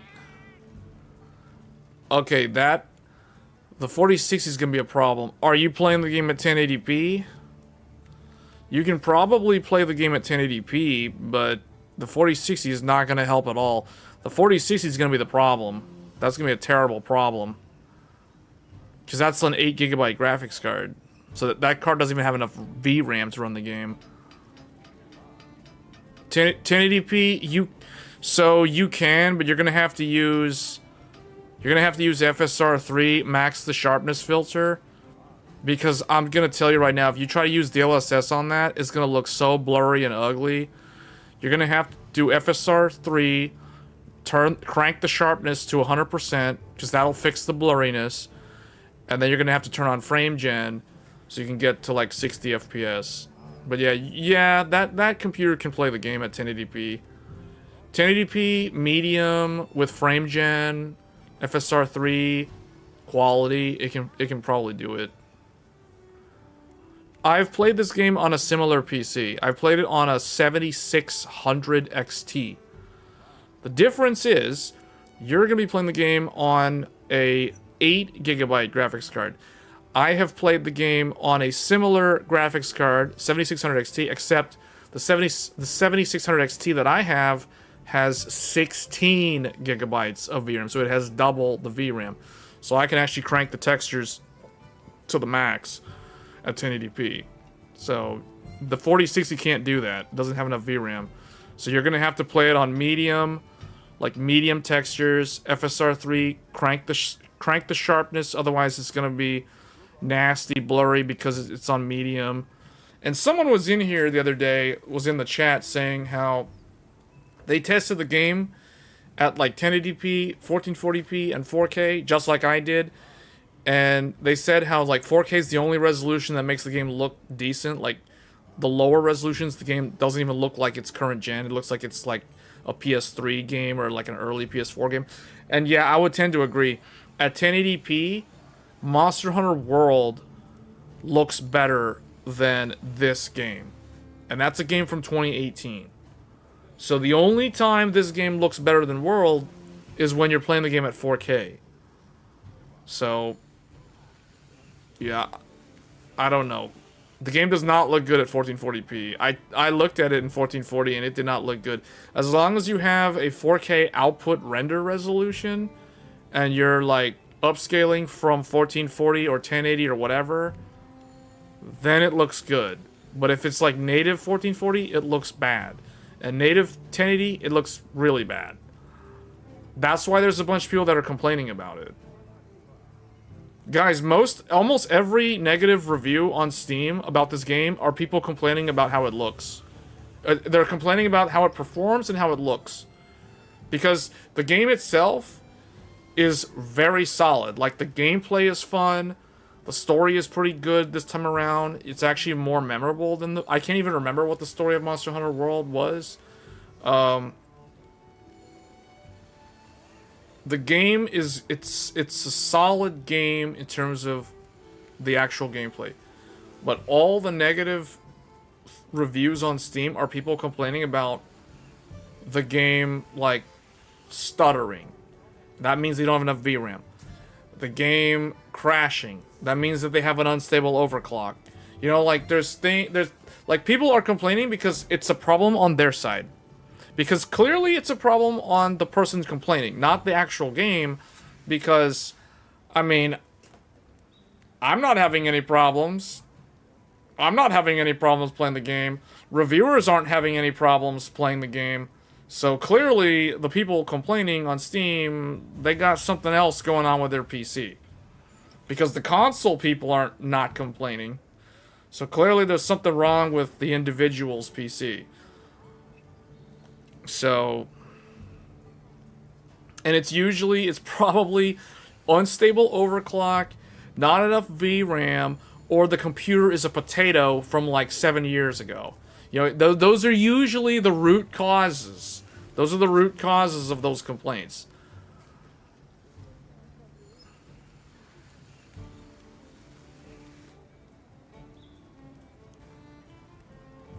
You will be fine. The B580 is only slightly faster than the 4060. Not worth it if you already have 4060. Do not get the B580 for this game. Do not get the B580 just to play this game. We have already shown the B580 and how it runs this game. It is horrendous. It is so bad. The B580 cannot play this game. No. Do not get the B580 for Monster Hunter. You will regret it. You will regret it very, very badly if you do that. We have... That was probably the most infamous live stream. Was when we were playing Monster Hunter Wilds, the open beta test, last month with an Intel B580. It was atrociously bad. It was very, very bad. So, do not buy the B580 just to play this game. Now, if you're buying a B580, you're probably not going to be playing this game, and instead you're going to be playing Assassin's Creed Shadows. So it's like, take your pick. Do you want to play Monster Hunter Wilds? Or do you want to play Assassin's Creed Shadows? Because if you buy a B580, you get Assassin's Creed Shadows for free. If you buy a AMD graphics card or a Ryzen CPU, you get Monster Hunter Wilds for free. So it's like, take your choice. B580 plus Assassin's Creed, or any of the Ryzen CPUs minus X3D, or any of the RDNA 3 GPUs, and you get Monster Hunter Wilds for free. So it's like, those are the deals right now. Those are the deals.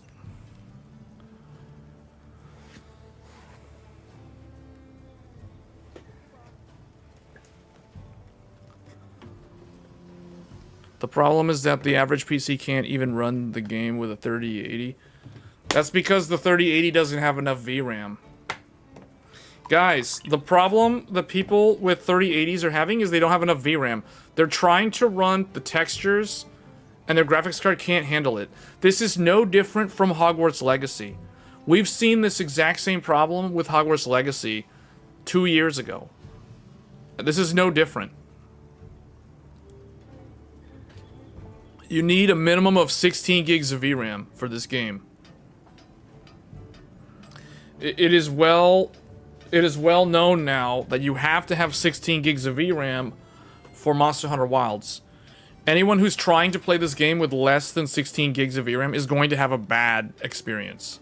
That's all there is to it. So it's like, if you do not have 16 gigabyte graphics card, that is like priority number 2. Because I would say priority number 1 is you better have like a DDR5 CPU. That's like the number 1 thing. DDR5 CPU is like priority number 1, because if you don't have that, then you're going to be like so badly CPU bottlenecked, unless you have a 5800X3D or a 5700X3D. You basically need to have an AM4 X3D CPU, otherwise your game is going to run like garbage, because every other CPU on DDR4 runs this game horribly. Go look at the CPU bottleneck video that I did for this game, like right when the game came out. It was like, I think that video was like 2 weeks ago, 2.5 weeks ago. It was basically like right when this game came out. I put that video live, and that proves that shows everything. That's it. The CPU makes the biggest difference. The CPU makes the biggest difference. Yeah, Wilds works great on a 9950 X3D plus 3080. Yes, it does. That's why I'm telling people the CPU is priority number 1, and the GPU is priority number 2. Because the only thing the GPU, like, the only thing that matters with the GPU is going to be, like, VRAM. Because if you don't have 16 gigs of VRAM, that just means that you're not going to be using the high-res texture pack. That's, like, literally all it means. You're still going to be able to play the game and enjoy the game.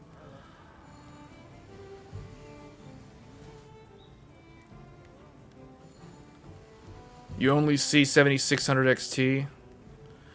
7600 XT has 16 gigs of VRAM, but I have tested this game on that GPU. That GPU can run the high texture pack with 1080p resolution, but yeah, you're gonna be playing the game at 1080p. So if you're playing at 1080p, then the 7600 XT is fine. But if you want to go to 1440, the 7600 XT cannot handle 1440. No. Maybe at like the lowest settings or low settings or something like that, or some mix of medium and low, the 7600 XT can probably scrape by. But then again, you can always just do like FSR 3 performance preset or whatever at 1440p, and then it'll probably be fine. But yeah. 1080p means without upscaling and no frame rate. No.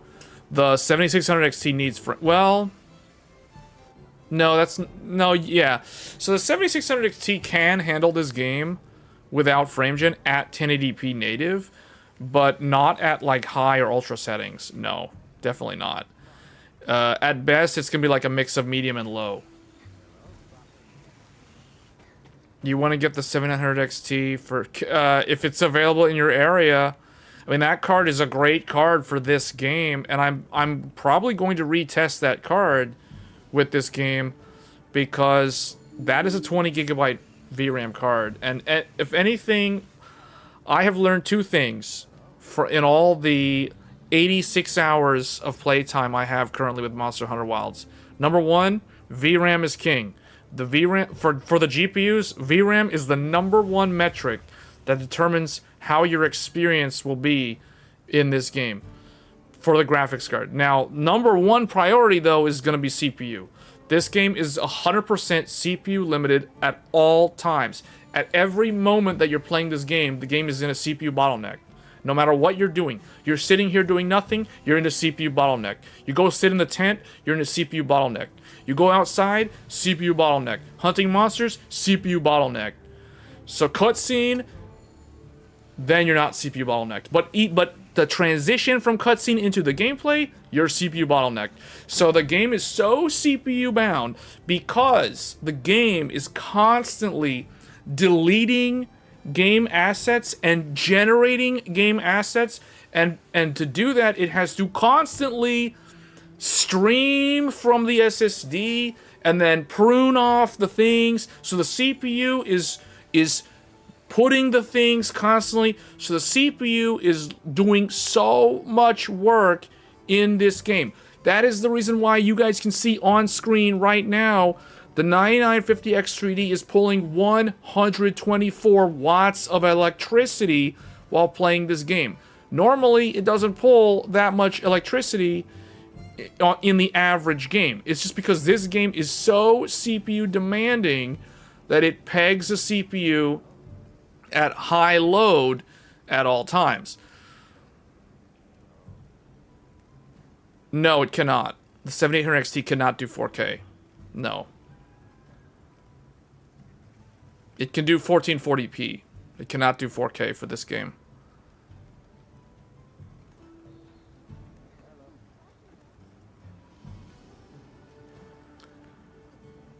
So I would recommend 700 XT. Because one thing I've learned is I can't use the highest texture pack with the 9070 XT when I'm streaming. Because OBS takes up almost 3 gigs of VRAM to hook into the game. And that puts me right around, like, you know, 15 or so gigs of VRAM. So I'm running right up against the limit. And yesterday, the game was dipping sub 60 during hunts. And I found out what was causing that. What was causing that was I was out of VRAM. The moment you run out of VRAM, you start stuttering. The FPS tanks. And that is exactly what was happening to me yesterday. And I wasn't aware of that. And then I realized, wait a minute, the highest texture pack is killing my frame rate because I'm out of VRAM. I checked Task Manager, sure enough. Like, literally right now, in Task Manager, I'm using 14.5 gigs of VRAM because we're streaming and also playing the game. So, and this is without highest texture. If I turn on highest texture, it's going to need another, like, 3 gigs of VRAM, potentially. So the 9070 XT does not have enough VRAM to run this game at 4K. Now granted, we are outputting at 4K via FSR4. We are upscaling from 1440p. And the amount of VRAM required for this is more than 1440p native. So if you're only going to play at 1440p native, then the 9070 XT will be fine. But for what I do, which is 4K gaming, the 9070 XT is not going to cut it unless I drop the textures down too high, and which is exactly how we've been playing the game this entire stream, and that's why there's no issues with frame drops. So that's why I want to retest the 7900 XT, because that has 20 gigs of VRAM, and I have a feeling that graphics card, it will not perform. It'll be a little bit slower than this one, but it has more VRAM, so that one can actually run the highest texture pack. Because I tested with the 7900 XTX yesterday. Actually, no, it was earlier today. Well, it was last night or today. And the 7900 XTX revealed to me that the highest texture pack with the 4K output resolution needs almost around 19 gigs of VRAM. Which means the 7900 XT with 20 gigabytes of VRAM is just barely scraping by with the amount of VRAM it has to handle this game at 4K resolution. So what I learned is that if you're playing this game at 1440p, you need to have a 16 gigabyte graphics card. If playing this game at 4K, you can get away with a 20 gigabyte. That is the absolute minimum for 4K if you want to run highest textures. Otherwise, you need a 24 gigabyte graphics card, which means you need to have a 7900 XTX or a 5090, yes, because it's 32, or a RTX 4090. Those are the only 3 graphics cards that are capable of handling the high-resolution texture packs at 4K in this game. So this game is insane, guys. That's why I'm telling you, this is the new Crysis. Like, this game sets the bar so high in terms of system requirements, because not only do you need a monster GPU for certain resolutions, you need to also have a really fast DRAM SSD Gen 4 or Gen 5, and you must have a DDR5 based CPU, because all the DDR4 CPUs are an incredible bottleneck. They're like so badly bottlenecked, it isn't even funny. It's just sad. Oh, 3090, yeah, I almost forgot about 3090. Yeah, 3090 and 3090 Ti, they have 24 gigabytes. So yes, those graphics cards can handle the higher resolution. The problem that the 3090 and the 3090 Ti run into is their raster performance is worse than the other cards that I just mentioned. So it's like, yeah, they got the VRAM, but they don't have the chops. Like, they don't have the shaders aren't powerful enough. The GPU is just too old to give you a good experience. In fact, we already tested the 3090 Ti back in February. So you may want to check out the live stream that we did in the open beta test featuring the 3090 Ti, because it did not run this game that well. It was okay in terms of the memory, but it was slower than the modern cards. So it didn't have a very good FPS average. So just keep that in mind. This game requires some state-of-the-art, brand new specs, like highest end stuff, if you want a good experience. If you want this type of experience in the game, where it looks better than average, because it's like, this is as good as it gets, realistically, in terms of how good the image quality can get. With this kind of frame per second at 4K, like, you're gonna need, like, a pretty beast computer. Let's just put it that way. So this is an incredibly demanding game. I like it because not only is the game like a contender for Game of the Year, it raises the bar. It raises the bar, and it proves that we're not there yet, that we need more, newer, faster CPUs, faster memory, faster GPUs, everything. Like, everything across the board is barely scraping by. The latest and the greatest hardware is barely managing to get by handling this game. In fact, the 5090 can barely handle this game at 4K resolution. 4K native resolution on an RTX 5090 is averaging around 62 frames per second. Get this, 62 frames per second on an RTX 5090 at 4K native. A $2,000, well, more like $3,000 graphics card can barely handle 60 frames per second in this game at the resolution that it is meant to be used, 4K resolution. So we totally need newer hardware, better CPUs, better GPUs, all of it. So as a tech enthusiast, it's great because it shows, like, man, there is so much room for improvement across the board. We need better hardware as soon as we can get it, man, because this game is, like, legit. This game is so legit good. Hardware is maxing out on current technology at a reasonable price. Yes, at a reasonable price. Yes. Okay. But it makes me realize Monster Hunter World was so hard to run when it first came out. This game is so hard to run when it first came out. Today, a modern computer can handle Monster Hunter World just fine. So 5 years from now, 6 years from now, a modern computer will be able to handle this game just fine. So that shows you that we need more progression, better technology, newer, faster, better stuff. RTX 9090 will plug directly into your local power plant, and it will average about 65. It'll improve the average by 3 frames per second.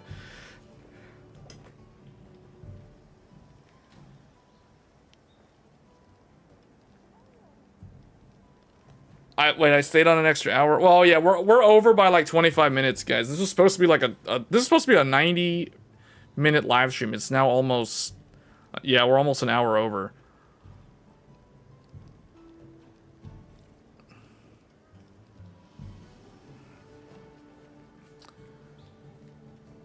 Yeah, Monster Hunter World volumetric fog was like really like it tanked the performance really bad.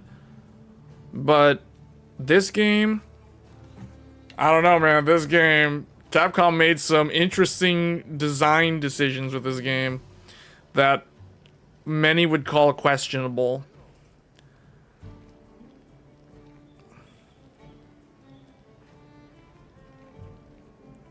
It's not unoptimized. The problem, see, people keep saying it's unoptimized, but that just shows they don't understand how Capcom made the game. It's not about unoptimized. They chose to make the game this way. So, if you look at the video from IGN, IGN has the best video that I have found that explains why this game is the way it is. Like, they do an in-depth analysis. So look up IGN Monster Hunter Wilds performance I think it's like performance analysis or something. It is an excellent video. It is the best resource on the internet that explains why this game runs the way it runs, why is it so hard to run, why the visuals look the way they do. It is incredibly good. It's a great resource to understand like why the game is the way it is. So it is totally not unoptimized. The game was made to be this way. Like they consciously made the decision to make the game the way they did, using the technology that was available to them. That is why it is the way it is. So there's no such thing as, oh, it's unoptimized. No. Go watch that video and then you will understand the history of why the game is the way it is. It is exactly what I said. So back in November when I played the beta test for the very first time, I was thinking, okay, they're doing some sort of texture streaming in real time. So they're not front loading anything. So what they did post that was they did a compiler. They did shader compiling. Shader compiling helps because that front ends a lot of stuff, but they don't do that for the background. So it's like they're still constantly having to read stuff off the SSD.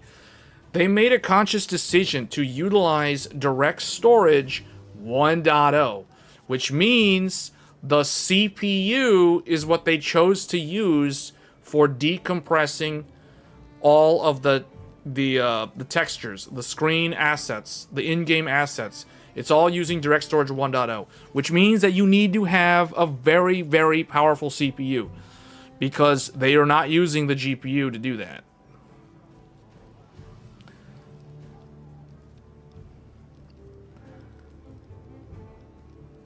They added deodorant? Yeah, they did. I wasn't sure if that was in the older games, though. Because there was no deodorant in Monster Hunter World.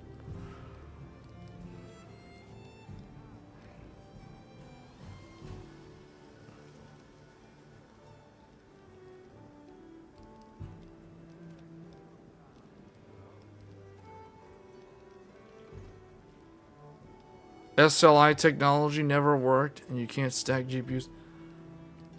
That would definitely not work for this game. Even if there was SLI, it would not work for this game because of the way they're using the CPU.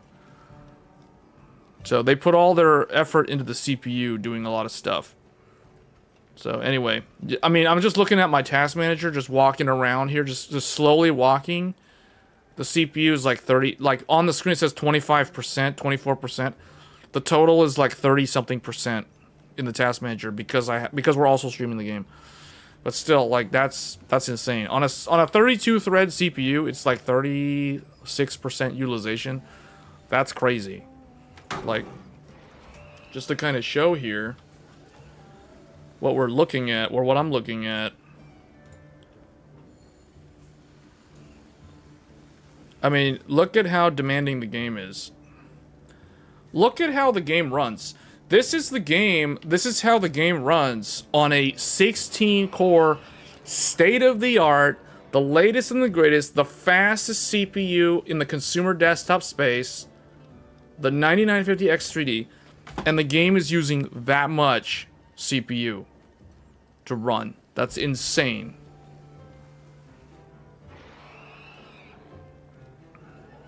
So it uses an insane amount of resources. And then we've got, like, the RAM. The RAM, we are at 31 gigabytes of system memory. 31 gigabytes of system memory is in use. So, this is the reason why 32 gigs of RAM is, like, bad news. In 2025, 32 gigs is the bare minimum bottom of the barrel.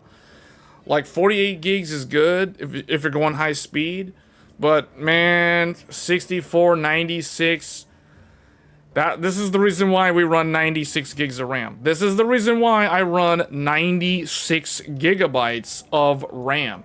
96 gigs, 4 sticks of RAM, 6,400 mega transfers.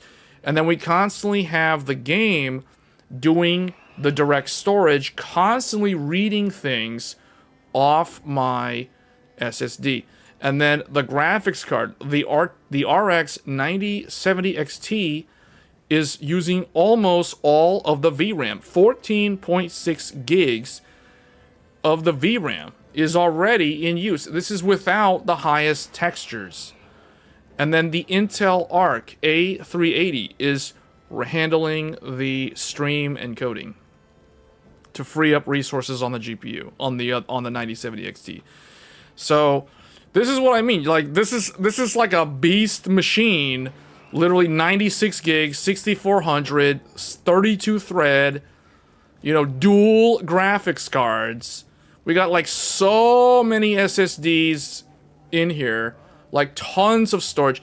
Like this computer was tailor-made to ensure a smooth gaming experience in Monster Hunter Wilds. So this computer is now known, henceforth, this computer will be known as the Monster Hunter Wilds computer. This is literally the Monster Hunter Wilds computer. That is its only purpose. Its only purpose, the only reason why this computer exists is for me to play Monster Hunter Wilds. That is it. That is its sole purpose to exist. All of this state-of-the-art hardware, bleeding edge stuff, FSR4, blah blah blah, dual graphics cards, 4 sticks of DDR5, maxed out, 6400, 16 core, $700 CPU, all that stuff, all for Monster Hunter Wilds. We dub it from henceforth the Monster PC. Oh yeah, that's a good name, Monster Hunter Wilds, Monster PC, I like that. Okay. It's now known as Monster PC. I'll remember that.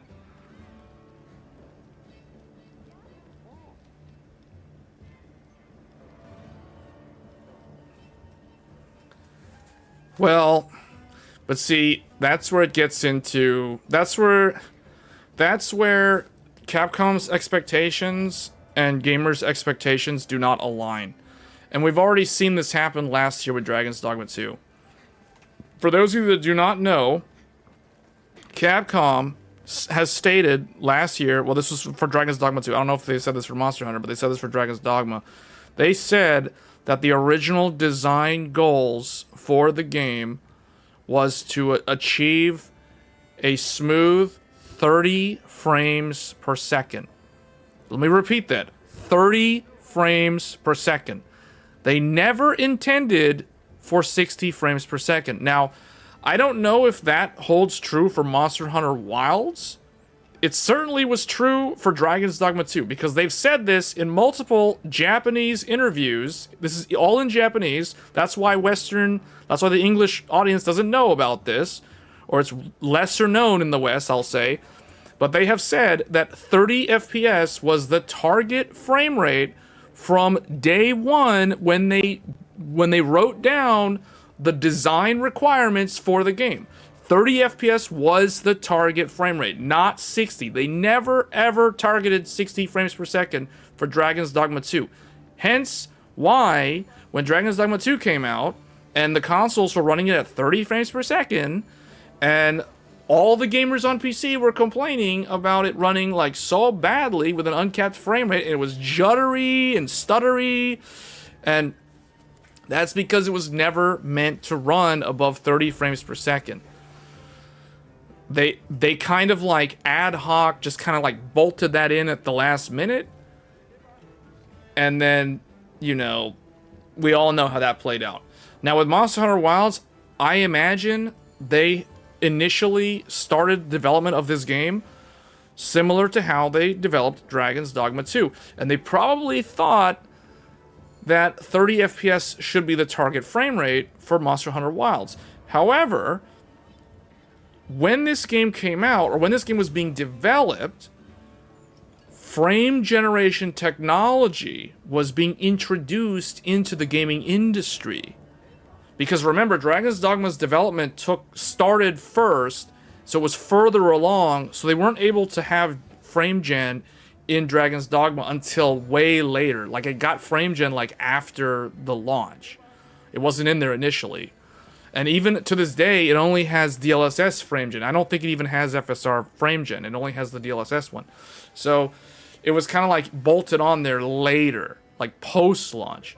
Whereas Monster Hunter Capcom, knowing that 30 FPS is probably not ideal for this type of game because this is like an action game. The combat in Dragon's Dogma is a lot more, shall we say, slow and very, there's not a lot of, like, constant movement and dodging. I mean, there's a little bit of that. The combat's kind of like this, but not really. You know what I'm saying? So this game, I imagine they thought that 30 FPS was the target, but they can leverage frame gen to double up to 60. So, but we all know that, you know, AMD and NVIDIA do not recommend using frame gen to go from like 30 to 60. But apparently Capcom didn't get the memo, or they just didn't care, because they're like, well, you know, this is not a first-person shooter. You don't exactly need it to be like super low latency, so, you know, frame gen's fine. Frame gen will appease the masses. Well, apparently it didn't. So, but that's basically how it happened. While development started in September of 2018. Okay, yeah, and guess what? There was no frame gen, but the direct storage stuff was already, like, in play. Like, that was something that was already being looked at a research level at that time. Because Square Enix implemented the direct storage as well in Forspoken.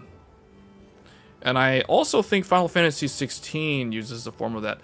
The direct storage stuff is kind of like, it's similar to what Sony does on the PlayStation 5. So that technology was definitely in the works in 2018. It's just the public didn't know about it. It was all just dev side stuff.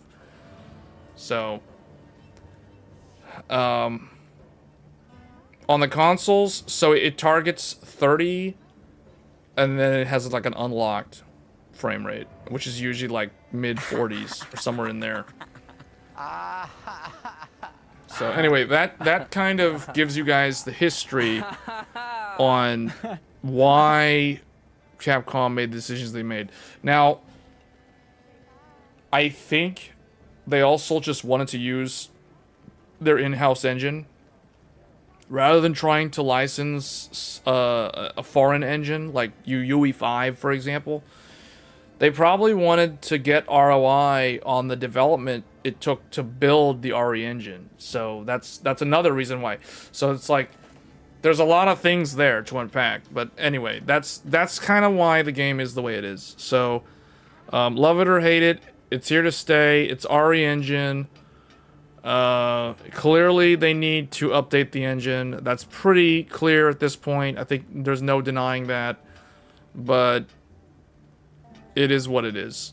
So the only way to make the game run better is, unfortunately, to brute force it with extremely high-end hardware. So anyway, guys, that's gonna be it. We're like way over. We're like more than an hour over time on the stream. So that's gonna be it for this week. The next live stream, for those of you that are new, we do the weekly live stream show Tech Thursdays every Thursday evenings. So you can tune into that, and if you are not super familiar with that, get subscribed to the channel. It does help me out, but you can also hit the bell icon so you can get subscribed, or you can get notified when I go live with the live streams. Because sometimes we do them like this one, just kind of ad hoc or just randomly.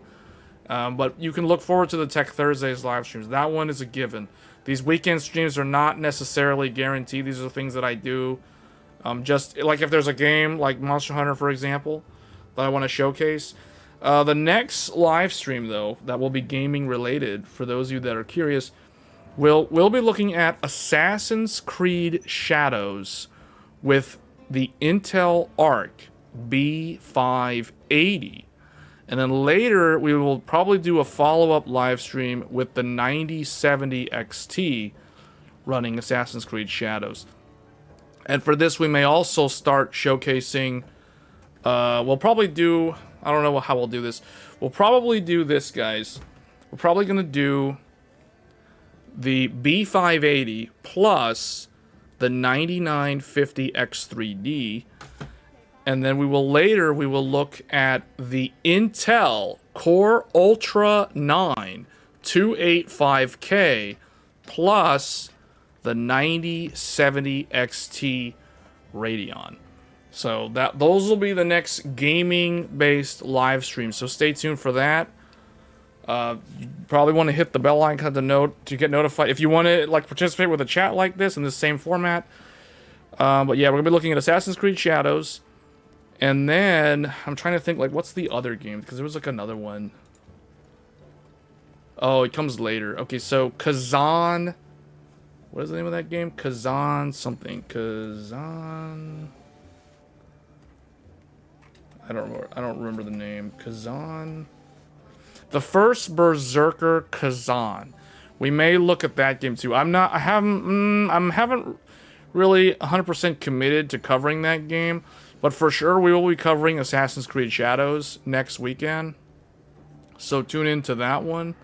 If you want to see Intel, if you want to see the return of Intel, stay tuned for that, because Intel's coming back. We're going to be covering B580 plus Ryzen, and then we're going to be covering Intel Core Ultra plus Radeon. That's how we're going to do it. I just decided that on the fly, so that's how we're going to cover that game. So 2 different computers, 2 different CPUs, 2 different GPUs. We'll do B580 first, because I think most people here are probably interested in B580, based off of the comments earlier. The Nova, unfortunately, the Nova, well, okay, the Nova, we'll cover that as video content, not as live stream content. Unless, do you people really want to see, like, a Nova live stream build? Because I've already, like, spoiler alert, I already built the computer. So, there's really nothing to live stream, because I already built the Nova computer. I guess I could take it apart. I guess I could literally just disassemble the computer, but that's, like, a lot of... You know, that's a lot of redundant work there.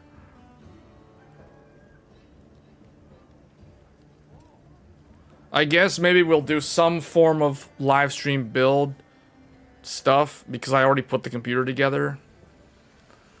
We may just, like, take apart some of it and put the rest of it back together or on stream or something. I don't know.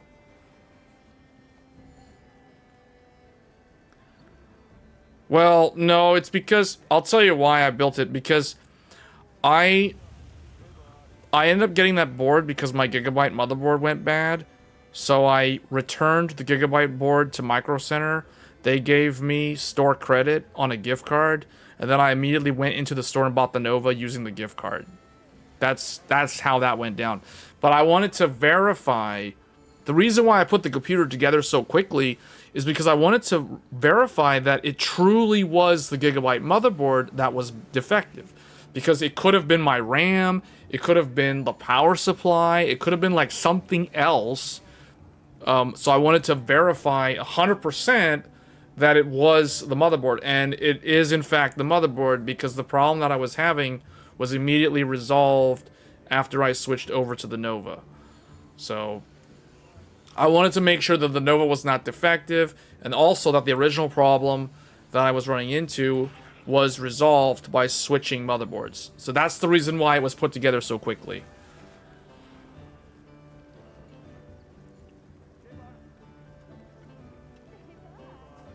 You want me to review it? Yeah, well, we will be doing content for the Nova. There's been a lot of people that have been asking about, like, overclocking stuff. We are going to cover overclocking on the Nova. CPU overclocking and RAM overclocking. We'll also be looking at 4 sticks of memory on the Nova. Because if you're someone who wants 4 sticks of RAM, ASRock is one of the best. Especially if you want, like, a lot of RAM. You know, like the forbidden 128 gigabytes or the extremely forbidden 192 gigabytes of RAM. ASRock is one of the best for doing that. Like, they can do that very, very well. The second best, or maybe just as good, is Gigabyte. So if you want lots and lots of memory, go ASRock or Gigabyte. If you want fast 2 sticks, typically Asus is going to be the best. MSI is also pretty good, but MSI is bad for other reasons.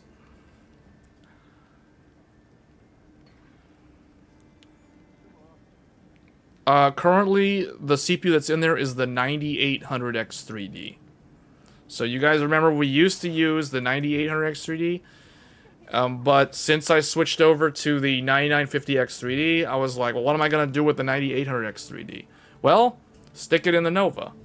Because originally, it was like, okay, the Nova, the old Gigabyte had my 7950X3D in it, but actually, you know what? I just realized something. I need to test the 7950X3D in that Nova motherboard to verify that the CPU was not the thing that was causing the problem that I had. Yeah, okay, because I just now realized I changed two variables when I was troubleshooting. I changed the CPU and the motherboard at the exact same time. That's not a good way to troubleshoot. I should have only changed the motherboard and retest it with the exact same CPU. So I need to go back and actually swap CPUs. So maybe that's what we'll do. We'll probably do the live stream with the Nova. Just me swapping CPUs, I guess. Because now I kind of have to. Because maybe my 7950X3D is defective. I don't know. I highly doubt it. I'm pretty sure it was the Gigabyte motherboard. Typically, motherboards are far more likely to fail versus CPUs. You still think 9950X is your best CPU? That one I think has the highest silicon potential score out of all my CPUs. So you might be right. Yeah, 9950X is not going anywhere, guys. People kept on commenting like in the other stream, like, why is the 9950X3D not in the godlike? Because this CPU is in the godlike. The 9950X is not moving, man. 9950X is like, no, that's my spot. The godlike, that socket, that's my spot. You go find your own spot. I was here first. This is my spot. 9950X posted up on the godlike, you know, like, nah, you 9950X3D, you're the junior. You came in later. No, you go over there. You go over there. So 9950X is not going anywhere. The 9950X will remain in the godlike. Especially now that I know that the godlike is terrible and doesn't have any of the settings that are necessary to optimize the dual CCD Vcache CPU. So, yeah, in a weird twist of fate, in a weird turn of events, the 9950X is actually the best CPU to pair with the MSI godlike. Because the godlike doesn't have all of the options in the BIOS that can help benefit a dual CCD X3D CPU. So, yeah, no, godlike is going to keep 9950X. I am not changing that computer. That computer is the static setup. I don't mess with it. That is what we use every Thursday for Tech Thursdays. We stream on the godlike with the 9950X.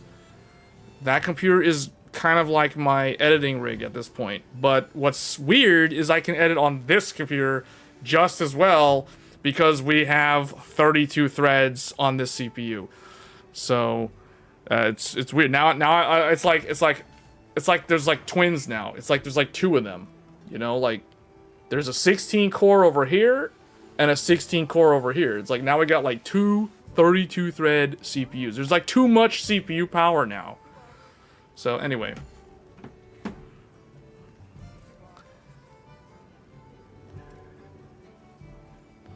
Could you put everything on low just to know how long... What?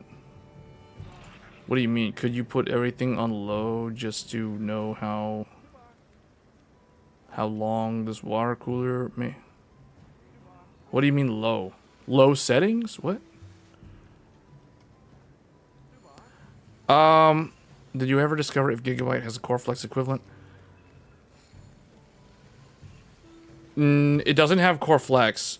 It should have the same thing that all of them are supposed to have, but apparently MSI does not even have the basic one. So, no, it does not have Core Flex, but it does have CPPC. So, we'll do a video about that in the future. So, well, we're not gonna talk about that right now. But yeah, I gotta go ahead and end the stream. I've been talking continuously for so long that I didn't realize we're almost approaching 3 hours, which is double the amount of time that the original stream was supposed to be. So anyway, guys, that is probably gonna be it. We will be, I don't know what we're gonna talk about on Tech Thursdays. There's like nothing coming out for a while. I guess 5060 and 9060 for the few people that are interested in that, in those graphics cards, but I don't think real enthusiasts are really going to be that interested in those GPUs. So anyway, that's going to be it for this stream. Tune into Tech Thursdays this coming Thursday. We'll ask questions like this during that live stream, because that live stream is really meant to address these tech related questions. So anyway, thank you all for tuning in on short notice, and I will see you guys on Tech Thursdays. Until then, take care, and I'll see you next time. Thanks.